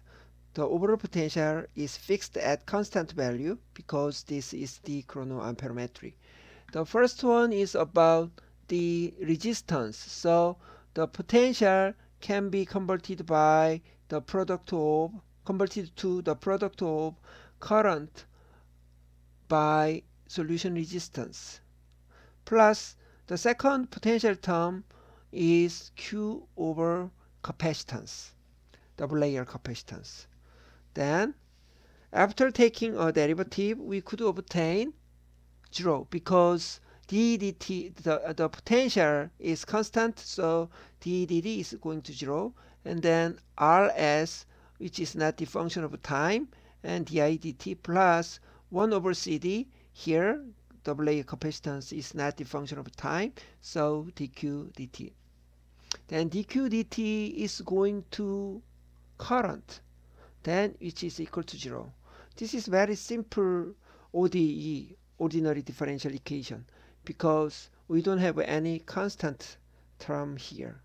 So let me get together the current function. di per I is equal to minus time constant, 1 over time constant dt. And here is the initial condition. So at time equal to 0, of course we could assume that the accumulated charge is 0. Then let me put this condition into here. So Q is going to 0, then you can remove this last term. Then current is equal to the constant potential per resistance. So current is equal to applied potential per solution resistance. Then with this initial condition and this governing equation, you could find the solution like that. Current is equal to the initial current with exponential function of minus t over tau, time constant. You have the same parameter. You have the same parameter for the voltammetric situations also. So this is the function. From the previous slide, we have expected that the maximum current would be obtained, then the current decreases along time, finally going to 0. This behavior is described by this exponential decrease function. The first point is the initial current, which is defined by the constant potential you have applied divided by solution resistance, and then following the exponential decay of current along time. Let me think about the time constant. I have said the time constant tau as a measure of the speed of response of your electrochemical system. So as time constant increases following this arrow, the non-Faradaic process ends longer. So at a extremely fast, at the extremely the small time constant, like time constant equal to 0, you would obtain this function. The initial current is just going down abruptly and then going to 0. That is the most extreme case of the smallest time constant. However, as time constant goes up, then you would have some time before reaching current 0. So then here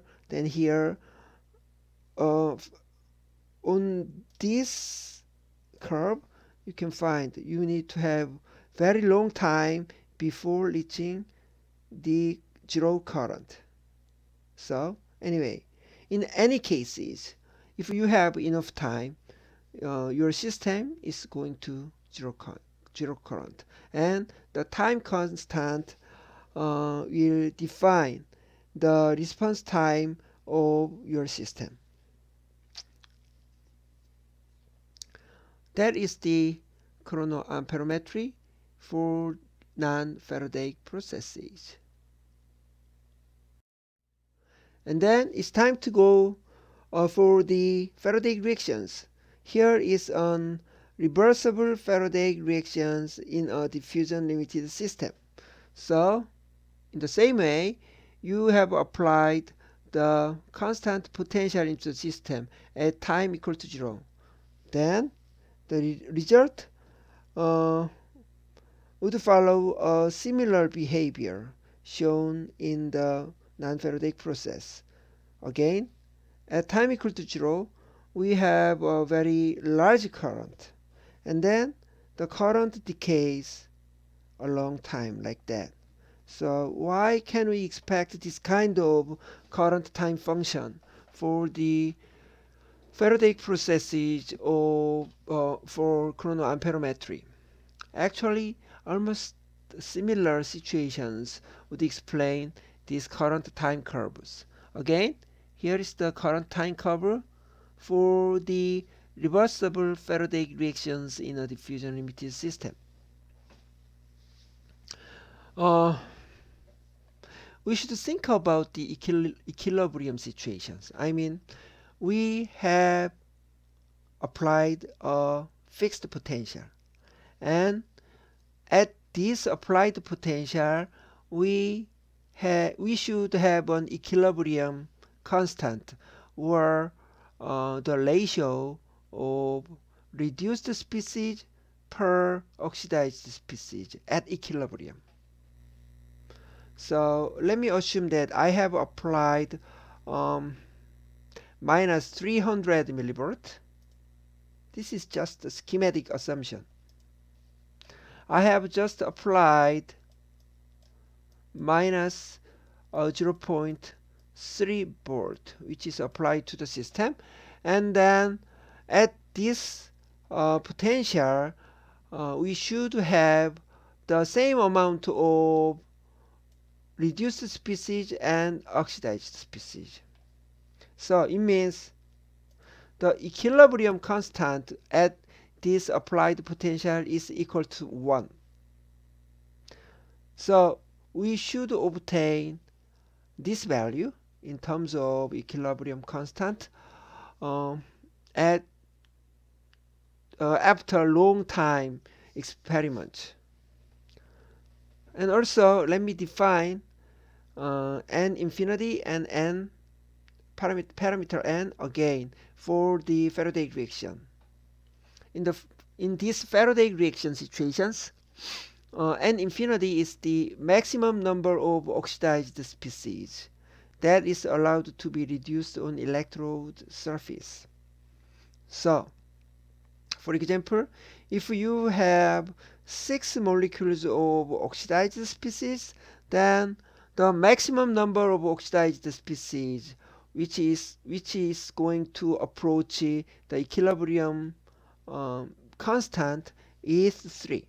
So if after 3 of them is reduced into the reduced species or red solid ball, then like that 1, 2, 3, then we would obtain the equilibrium constant at 1. So, and in this case, n infinity is equal to 3. And what is the parameter n? N is the number of available ions to be reduced. So, at time equal to 0, we have an electrode and you have applied minus 300 millivolt to the electrode, and then let me assume that 6 oxidized species are available on the surface of electrode. And what we know is that 3 of them will be reduced finally. Therefore,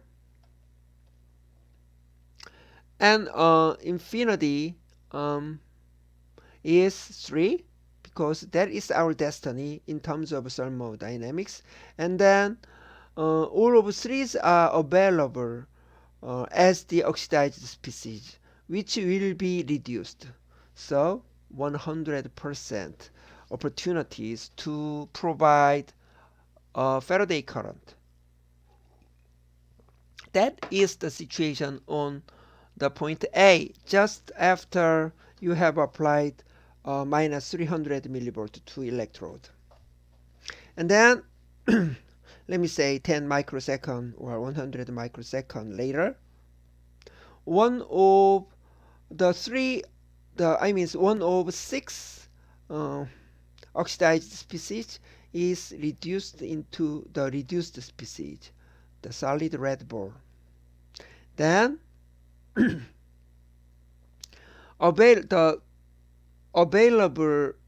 number of available ions to be reduced is 2 per the maximum number for the oxidized species which is allowed to be reduced on electrode surface is 3.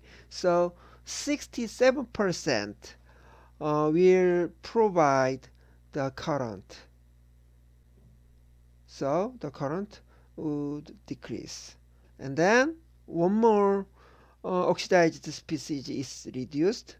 Then 33% can be oxidized, can be reduced. So current is going down, and then when the time approaches infinity, finally we have three reduced species, which can be considered as the equilibrium situation. So there are no more driving force, then the current is going to zero.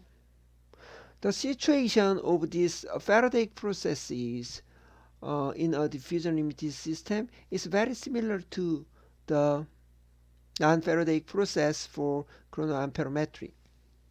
So at time equal to zero, we could have a maximum current, and the current would decay along time, finally approaching zero. So they are very similar, independent of Faradaic reactions or non-Faradaic processes. Let me introduce the equation to describe the current decay of chronoamperometry. We are still thinking about reversible Faradaic reactions in a diffusion limited system. That is to say, the kinetics is determined by diffusion equation. The Cottrell equation is the equation to describe the current decay. Let me check the Cottrell equation. Current is proportional to NFA. N is the number of electron transferred, Faraday constant, and the area of electrode you have used for experimental data. Diffusivity, root square of diffusivity, Burr concentration, over the root square of the product of pi and time. That is the Cottrell equation. The most important point of the Cottrell equation is that current is inversely proportional to the root square of time. That is to say, the product of current and the root square of time should be constant. This constant is called Cottrell equation. Also, from the Cottrell equation, you could calculate the diffusivity. Let me check the Cottrell equation again. Here is the current. This is the experimental data. How about time? Also experimental data. And the number of electrons transferred is usually known from the electrochemical reaction equation. Faraday constant, area of electrode, you should know about that, and Burr concentration, you have made it. So diffusivity could be calculated from the Cottrell constant. So you can obtain the diffusivity. Let me compare the current decay function between the Faradaic reactions and non-Faradaic processes. For the Faradaic reactions, again, current is inversely proportional to the root square of time. However, for non-Faradaic processes, current is proportional to the exponential function of time. That is the different point. However, there are common things. In both cases, the current decreases and then approaching to the zero values of current. However, the detailed function of time is different between reversible Faradaic reactions and non-Faradaic processes. That is the chronoamperometry. You have learned about two categories of electroanalytical method. The first one was the voltammetry. including linear sweep voltammetry and cyclic voltammetry. The second category of electroanalytical method was chronoamperometry, at which we have applied a constant potential into the system. And then here is the third category of the electroanalytical method, which is the chronopotentiometry. In this case, we will apply a constant current instead of a constant potential.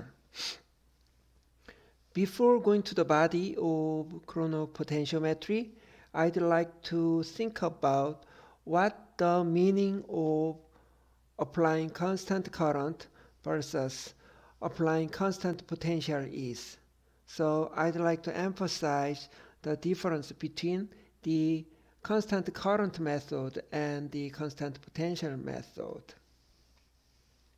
I'd like to feed my puppy or my baby. Then I believe there are two different methods available.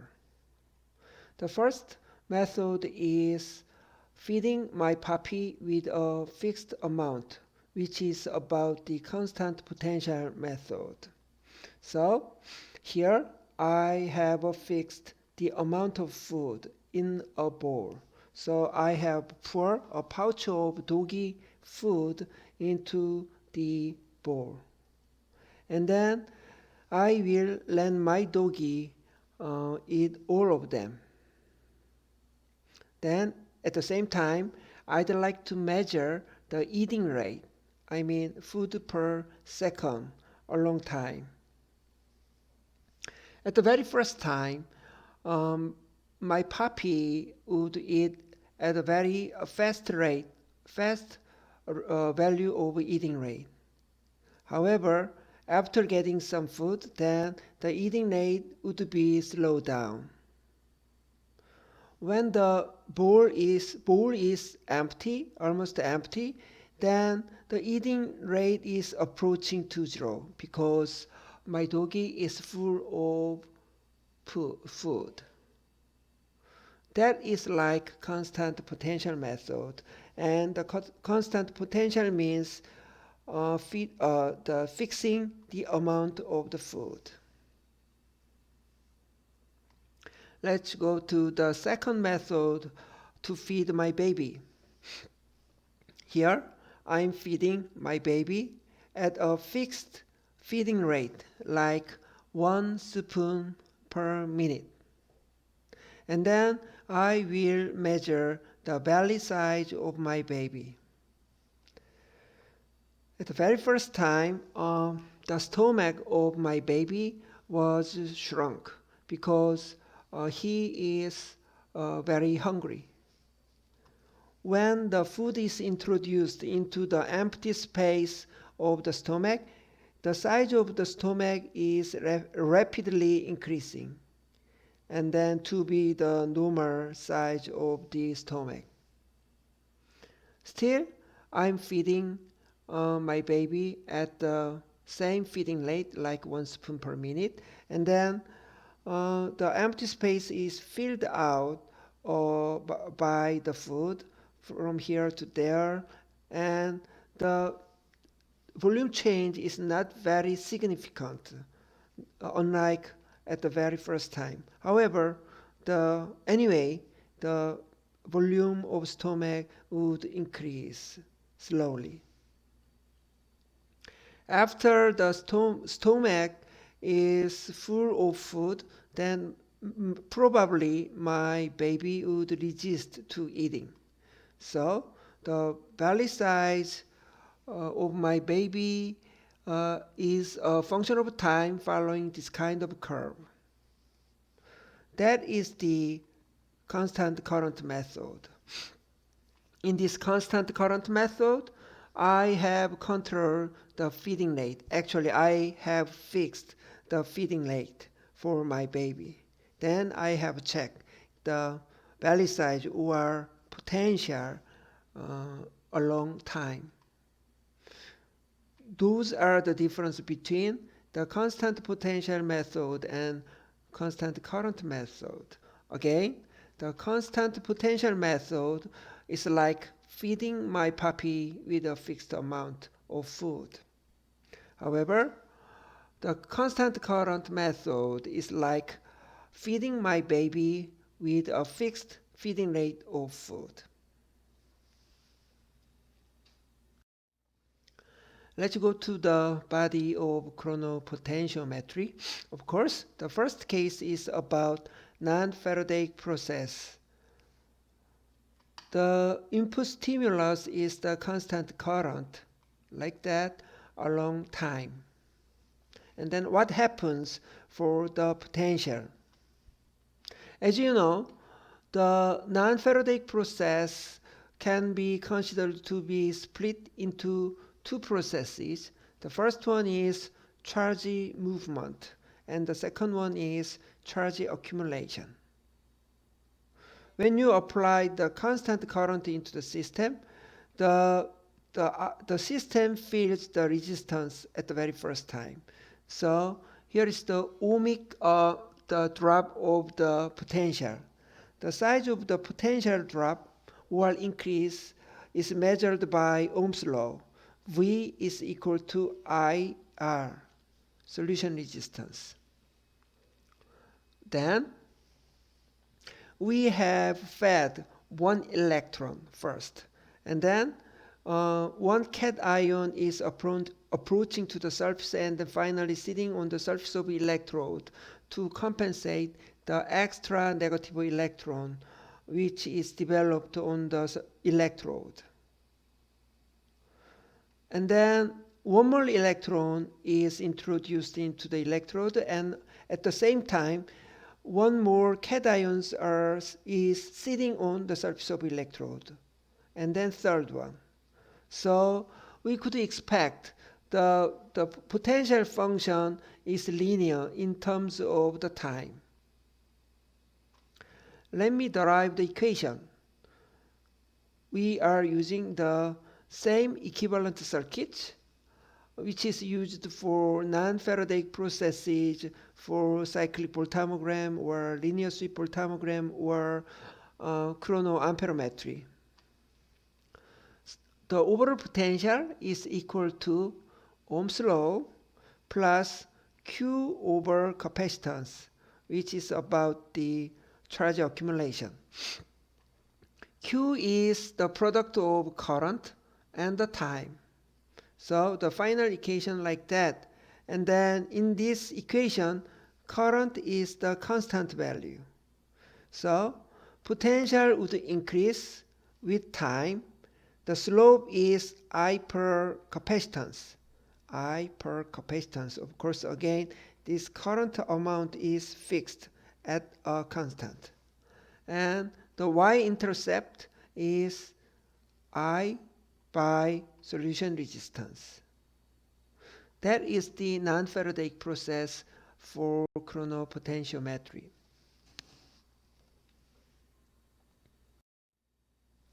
Okay, then let's go to the Faradaic reaction case.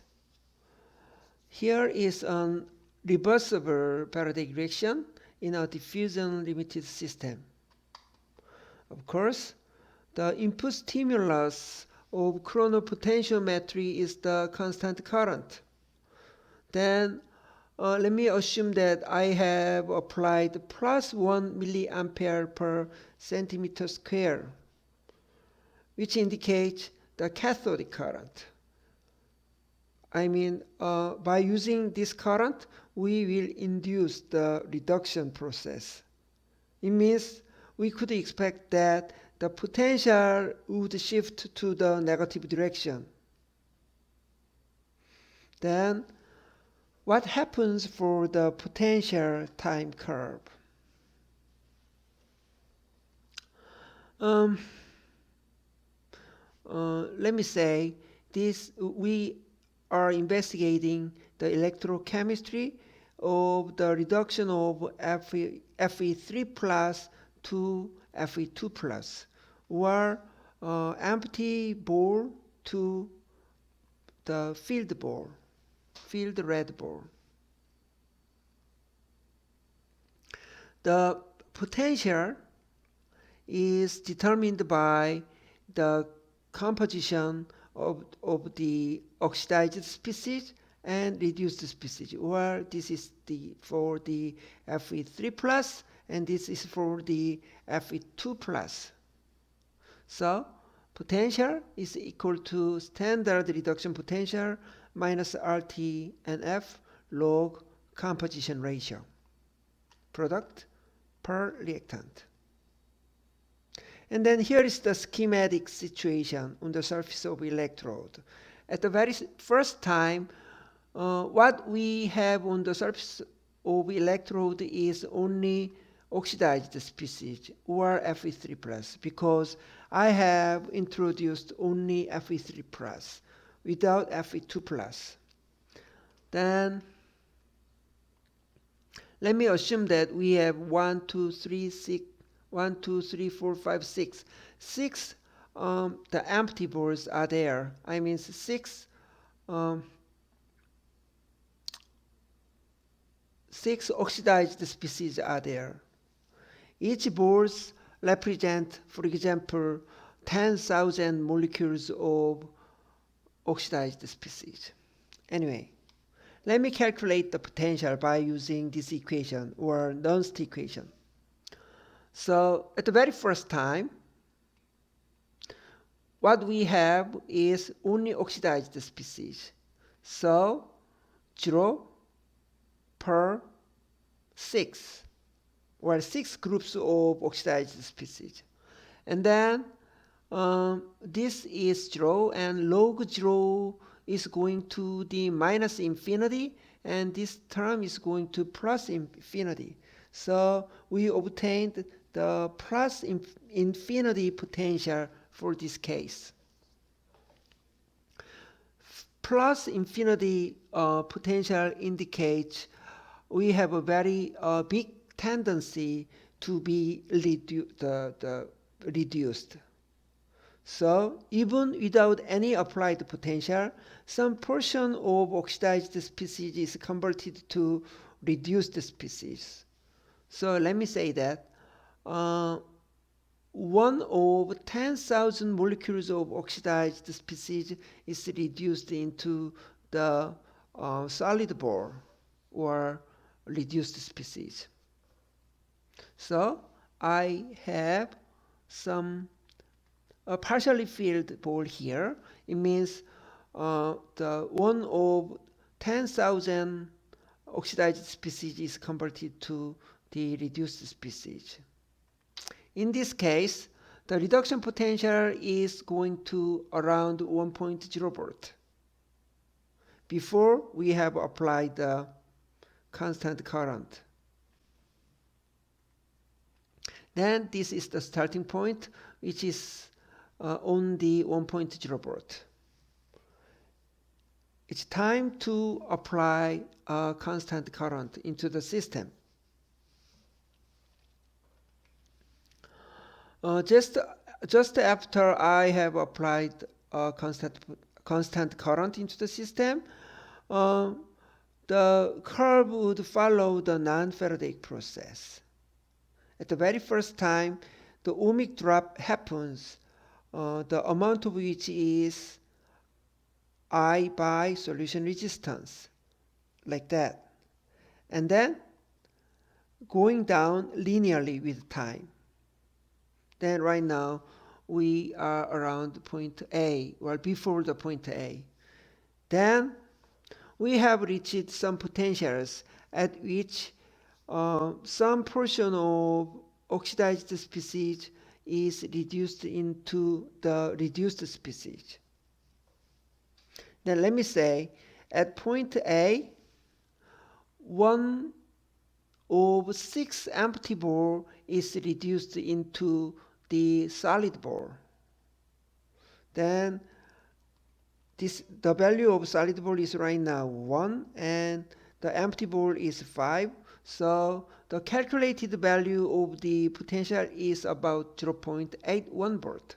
So the potential decreases to 0.81 volt. I'm using constant current, so after the first reduction, then we are getting the second reduction. Right now, at this situation of point B, we have 2 solid ball and 4 empty ball. The calculated value of the potential is estimated at 0.79 volt, so going down. And then one more reduction, 0.77 volt, one more reduction, 0.75 volt, and one more reduction, 0.73 volt. Or finally, the most of molecules on the surface of electrode is reduced. Then the potential is fastly going down. So like that. And let me check the C point. In this situation, we have the same amount of empty ball and the solid ball. It means standard state. Let me check it.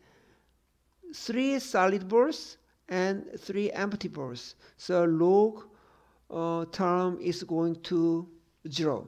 So the potential is equal to the standard reduction potential. So the potential of C point would be plus 0.77 volt because the standard reduction potential of electroactive species pair of Fe3 plus Fe2 plus is plus 0.77 volt. So this kind of graph is obtained as the result of the chronopotentiometry. Again, at the very first time, non-Faradaic process, ohmic drop and then linear decay of the potential, and then the decay ratio is going down and then relatively plateau. Then after the most of oxidized species is reduced, the potential is rapidly going down. This is the whole picture of the chronopotentiometry. Could you remember the Carter equation for chronoamperometry? The Carter equation is the equation to describe the chronoamperometry. Here is the Sand equation for the chronopotentiometry. Actually, this Sand equation is obtained from the reversible Faradaic reaction in diffusion limited systems, like in the Carter equation. The Sand equation and Carter equation is very similar to each other. So let me think about that. In the Carter equation, you can find the current is inversely proportional to the root square of time. In the Sand equation, current is inversely root square of tau. Tau is a kind of time, but it is not just time. So let me introduce the concept of tau in the following figure, but right now I'd like to compare the other terms. Also, NFA is here, and root square of diffusivity, and root square of diffusivity, and bulk concentration, and the same. So Carter and Sand are very similar to each other. So the most important part is, of course, in the Sand equation is current is inversely proportional to the root square of tau. Then let me think about what the tau means in the Sand equation. Here is the chronopotentiometry curve. Y-axis is the potential, and x-axis is time. And then you can follow these curves for the response of chronopotentiometry. At the very first time, the current decreases rapidly, and then following some slightly inclined plateau there, and then at the end of the reaction, the potential is decaying in a very fast way. So you can find the slightly inclined plateau for this chronopotentiometric curve. This slightly inclined plateau indicates Faradaic reactions. How about those two lines, rapid decay of potential? It indicates, they are closer to the vertical line, and it indicates non-Faradaic process. I mean, between two non-Faradaic processes, you can find the Faradaic reaction. The value of tau is a measure of plateau length, like in this picture from here to there, and also indicates the amount of electrochemical reaction or the amount of electroactive species. Let me say that we have 100 molecules of oxidized species. So let me say 100 Fe3 plus.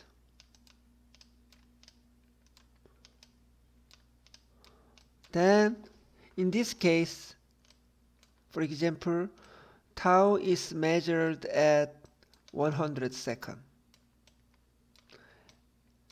Then I'd like to reduce the amount of Fe3 plus in the electrolyte from 100 to 10 Fe3 plus. What is the value of tau in this case? Of course, tau is 10 seconds. So again, tau is a measure of the amount of electrochemical reaction or the amount of electroactive species, in this case Fe3 plus, or the electrochemistry between Fe3 plus and Fe2 plus. Okay, then let me think. Okay, so let me go back to the Sandy equation. Here is current, and here is the root square of tau, and then the product of current and root square of tau must be constant in the Sandy equation, because NFA is constant and diffusibility constant, bulk concentration is constant if you have fixed electrolyte for your system. So if this value, the product of current and the root square of tau is constant, it means your system has the reversible Faradaic reaction. Also, your system is limited by diffusion. Let me think about the deviation from Sandy equation. What kind of situations induce the deviation from Sandy equation? Here is the Sand constant versus current plot. I mean, this is the product of current and the root square of tau, and x-axis is the current. So if you have an ideal situation where you have reversible Faradaic reaction in diffusion limited systems, you should have the constant value about the Sand constant independent of current. If you have obtained this kind of plot, it means your system is following the reversible Faradaic reactions in diffusion limited system. Let me split those curves, those regions into two different regions. The yellow space indicates low current region and green one is about high current region. In the low current region, current is slower than diffusion rate. So the overall kinetics is limited by current, or the overall kinetics is limited by electron feeding or extracting rate. So again, in this region, current would limit the overall kinetics. So it's not important thing what kind of process is used for the system, because the applied current would limit the overall kinetics in this low current region. Then let me go to the high current region. So you have increased the current which is applied to the system. And then right now, diffusion process is slower than the current. So diffusion rate limits the overall kinetics. In that case, you have the constant. So let me think about other cases which is not limited by diffusion. The first case is adsorption case. Here, oxidized species is strongly bound or adsorbed on the surface of electrode. And then at high current region, we don't need to think about the diffusion. So we would get the higher current than the diffusion controlled system. So in this case, or the adsorption case, strong adsorption case would show the positive deviation from the Sand equation. Let me go to the second case, and then we are investigating the electrochemistry for any cases like ox is going to red, oxidized species and reduced species. In this second case, we have one more step. That is the chemical step. So ox star is chemically converted to ox, and then ox is converted to the reduced species. The current applied to the system controls the electrochemistry, not the chemical step. So at low current region, the electrochemical step or E step is slower than the C step. Let me write down E and C here. So ox to red is E step, and ox star is going to ox is C step. So at low current region, E step is slower than C step. So current would limit or determine the overall kinetics. So it will follow the Sand equation. However, at high current region,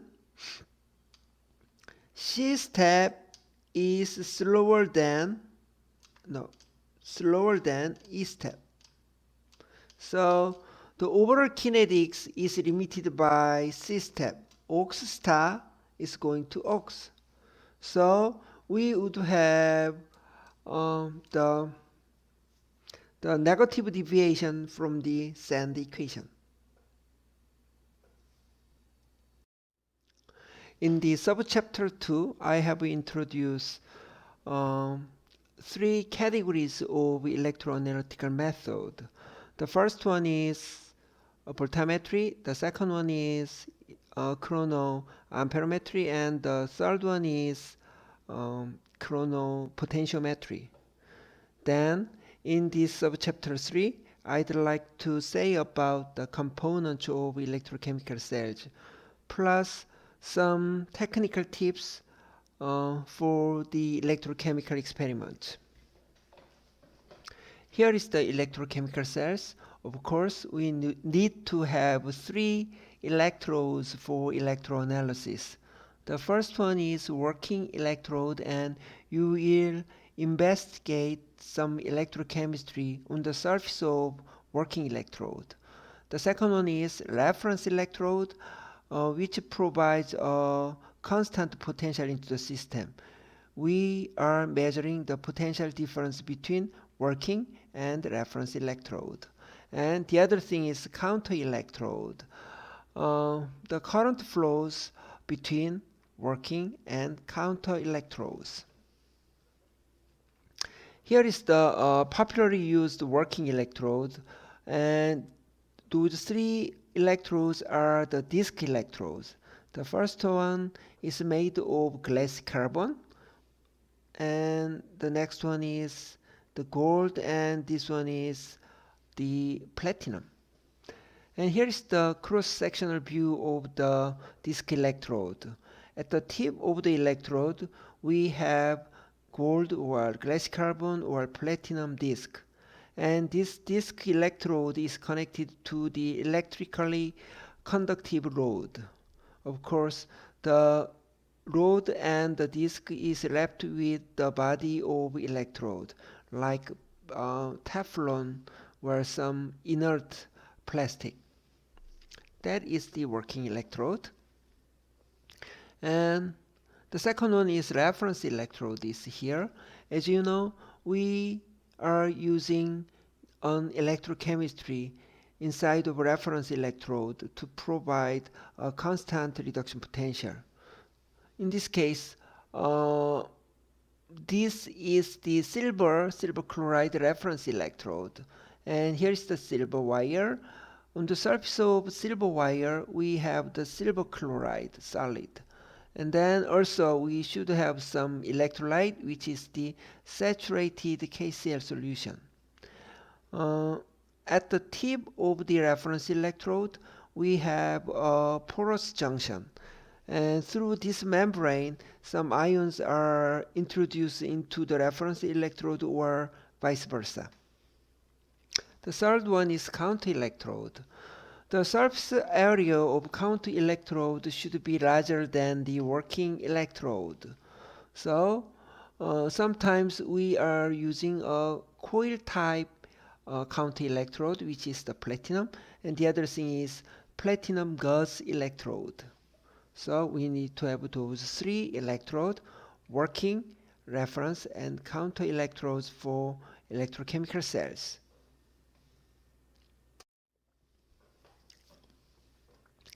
Before analyzing your samples, working electrode and reference electrode should be checked. Are they really working properly? Obtain cyclic voltammograms for a well-known electrochemical system. Then you can check the conditions of working electrode and the reference electrode. Here is an example.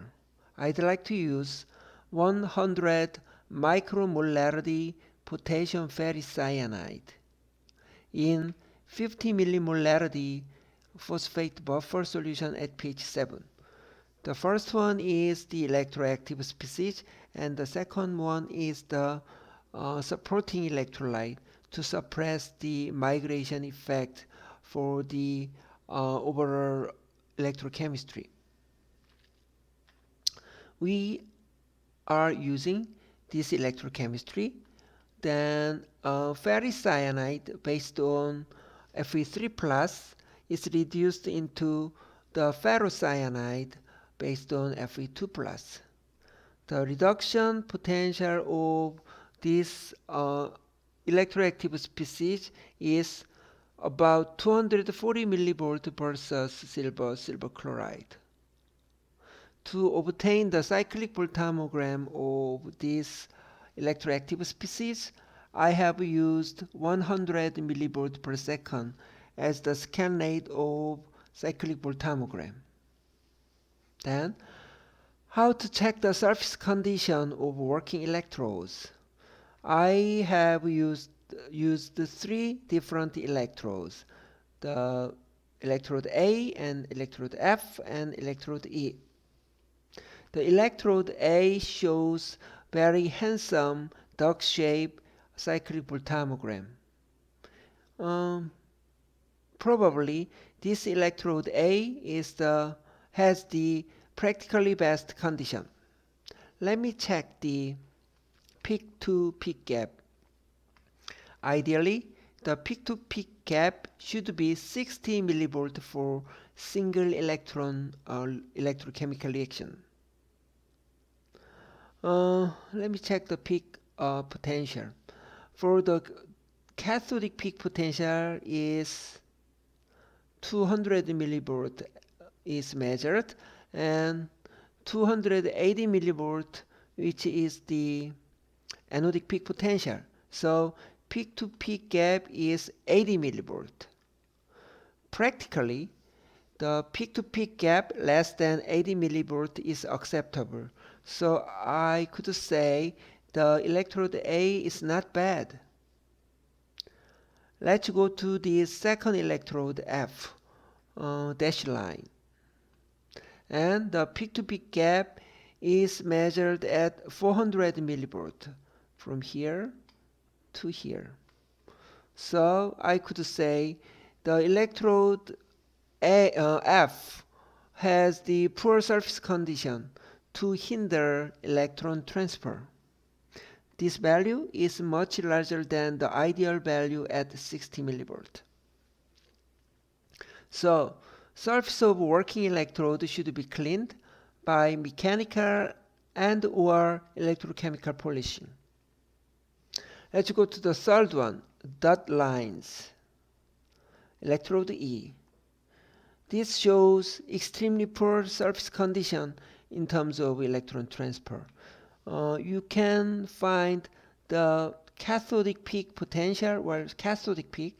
However, I cannot find the anodic peak here. Maybe if you extend the potential to the more positive value, you could find some anodic peak. So the peak-to-peak potential would be about 1500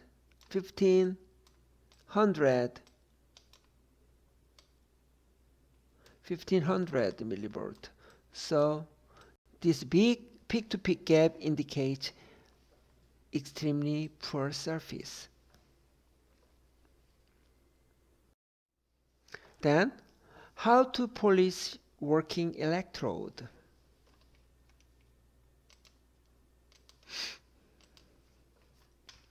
We have two different methods about polishing. The first one is mechanical polishing, and the second one is electrochemical polishing.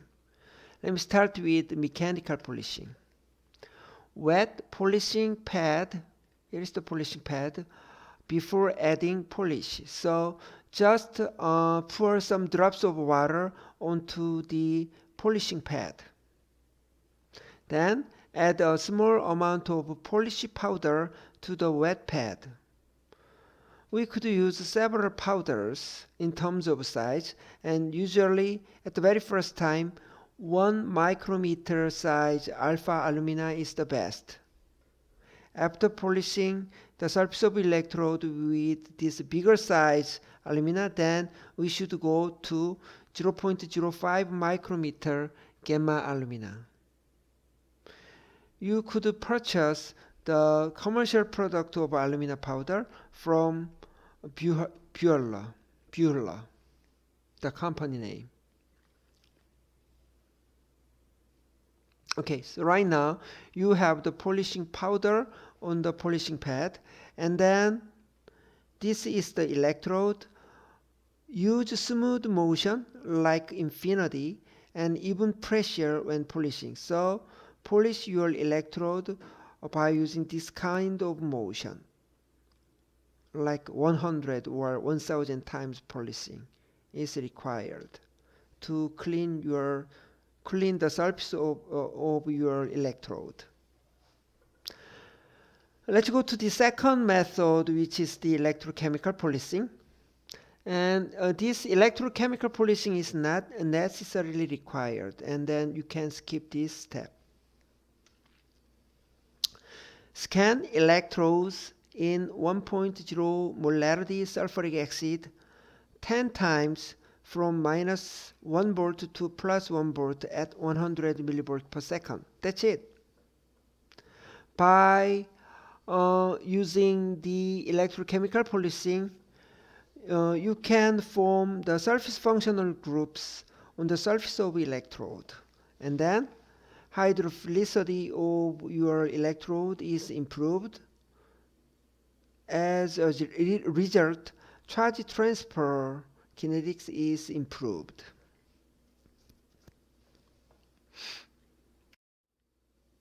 Then let's go to the reference electrode. So as the first step, obtain reference reduction potential from a benchmark reference electrode. So a benchmark reference electrode means good reference electrode. Then calculate the average value of the peak potential. So cathodic peak potential plus anodic peak potential per 2 is the average potential of the benchmark reference electrode. Let me say this cyclic voltammogram is obtained from your benchmark reference electrode. Then the average peak potential is measured at 240 millivolt versus silver chloride for ferricyanide electrochemistry. This value will be used as the reference, and then measure the average peak potential of your reference electrode. Deviation of average potential of your reference electrode from the ideal value of the benchmark reference electrode indicates the potential shift of reference electrode. If the difference between your electrode and benchmark electrode is less than 40 millivolt, and then you can say my electrode is not bad, so you could use the reference electrode for your experiment. However, if the difference is larger than 40 millivolt, then you should fix your reference electrode. Fill out the test reference electrode with new electrolyte. So in this case, you have the silver chloride reference electrode, and open the head of the reference electrode, and then take the old electrolyte from the reference electrode, and then introduce the new fresh reference electrolyte into the reference electrode. Or change the membrane. Here is the membrane. Or if you have failed to fix your reference electrode by using those two chains, then you should use new reference electrode. Or you can use temporarily the problematic reference electrode by just adjusting the reference potential.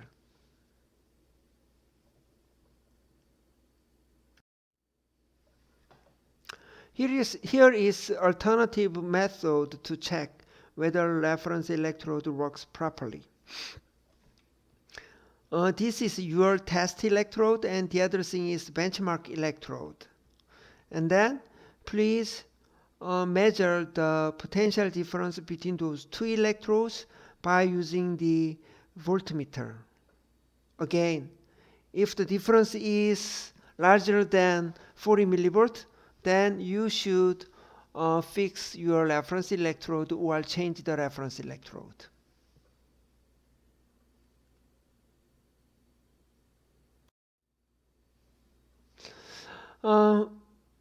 You could find various reference electrode like normal hydrogen electrode or standard calomel electrode.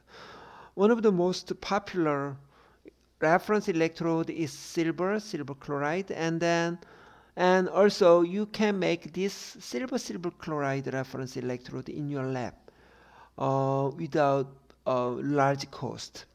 Actually, the commercial product of silver chloride reference electrode is very expensive.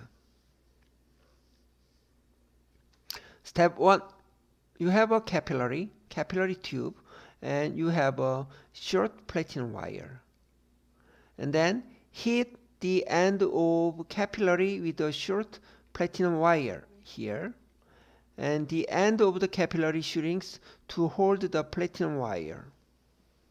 Around the platinum wire you have some channels for ions to silver chloride reference electrode. Anyway, you have made the body of the reference electrode, and then it's time to make the electroactive electrode. Here is the silver wire, and then polish the silver wire by sandpaper and then heating. Then put the silver wire into the hydrochloric acid. You can make the hydrochloric acid solution by introducing 2 to 3 drops of hydrochloric acid, concentrated hydrochloric acid, into 100 milliliter water. Then apply a constant potential at 0.75 volt versus silver chloride, and then obtain the cyclic voltammograms. No. This is the chrono amperometry, and you have applied a constant potential into the system at 0.75 volt for 300 seconds, and the shiny surface of silver wire is turned light gray color. It means you have made some silver chloride coating on the silver wire. So you have electroactive electrode here.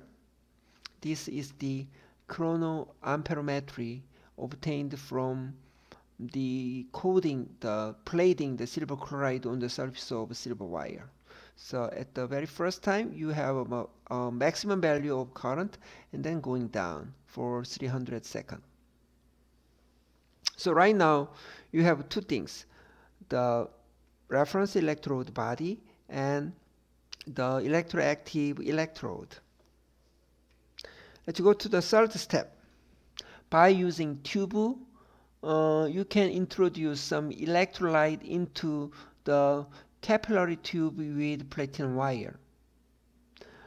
The electrolyte is the saturated potassium chloride prepared by introducing about 35 grams of KCl into 100 milliliter of water. Then insert silver chloride coated silver wire into the capillary, including or having the electrolyte. Finally, wrap the open end with parafilm or Teflon tape. That is the silver chloride reference electrode. Okay, additional information. Technical tips related to electrodes. This is the list of representative reference electrode. NHE for normal hydrogen electrode. The reduction potential of normal hydrogen electrode should be 0 millivolt versus NHE. SC stands for saturated calomel electrode, while the other thing is sodium saturated calomel electrode, SSCE, have 242 or 236 millivolt as their reduction potential. There are two types of silver chloride electrode, and the first one have one molarity KCl as electrolyte. The second one have the electrolyte, uh, which is the saturated KCl. So the reduction potential of those things are 222 or 197 millivolt respectively. The other thing is mercury sulfate reference electrode or copper sulfate reference electrode. The other box is devoted to the working electrode potential ranges in aqueous electrolyte. The most popular disc electrode having glass carbon, gold, and platinum, and they can be used for the +1 to -1 potential range. Here, here, here, around there. And then the other thing, mercury electrode. And mercury electrode is more specified to more negative the potential window. So mercury can be used from 0 to -2 volt of the potential.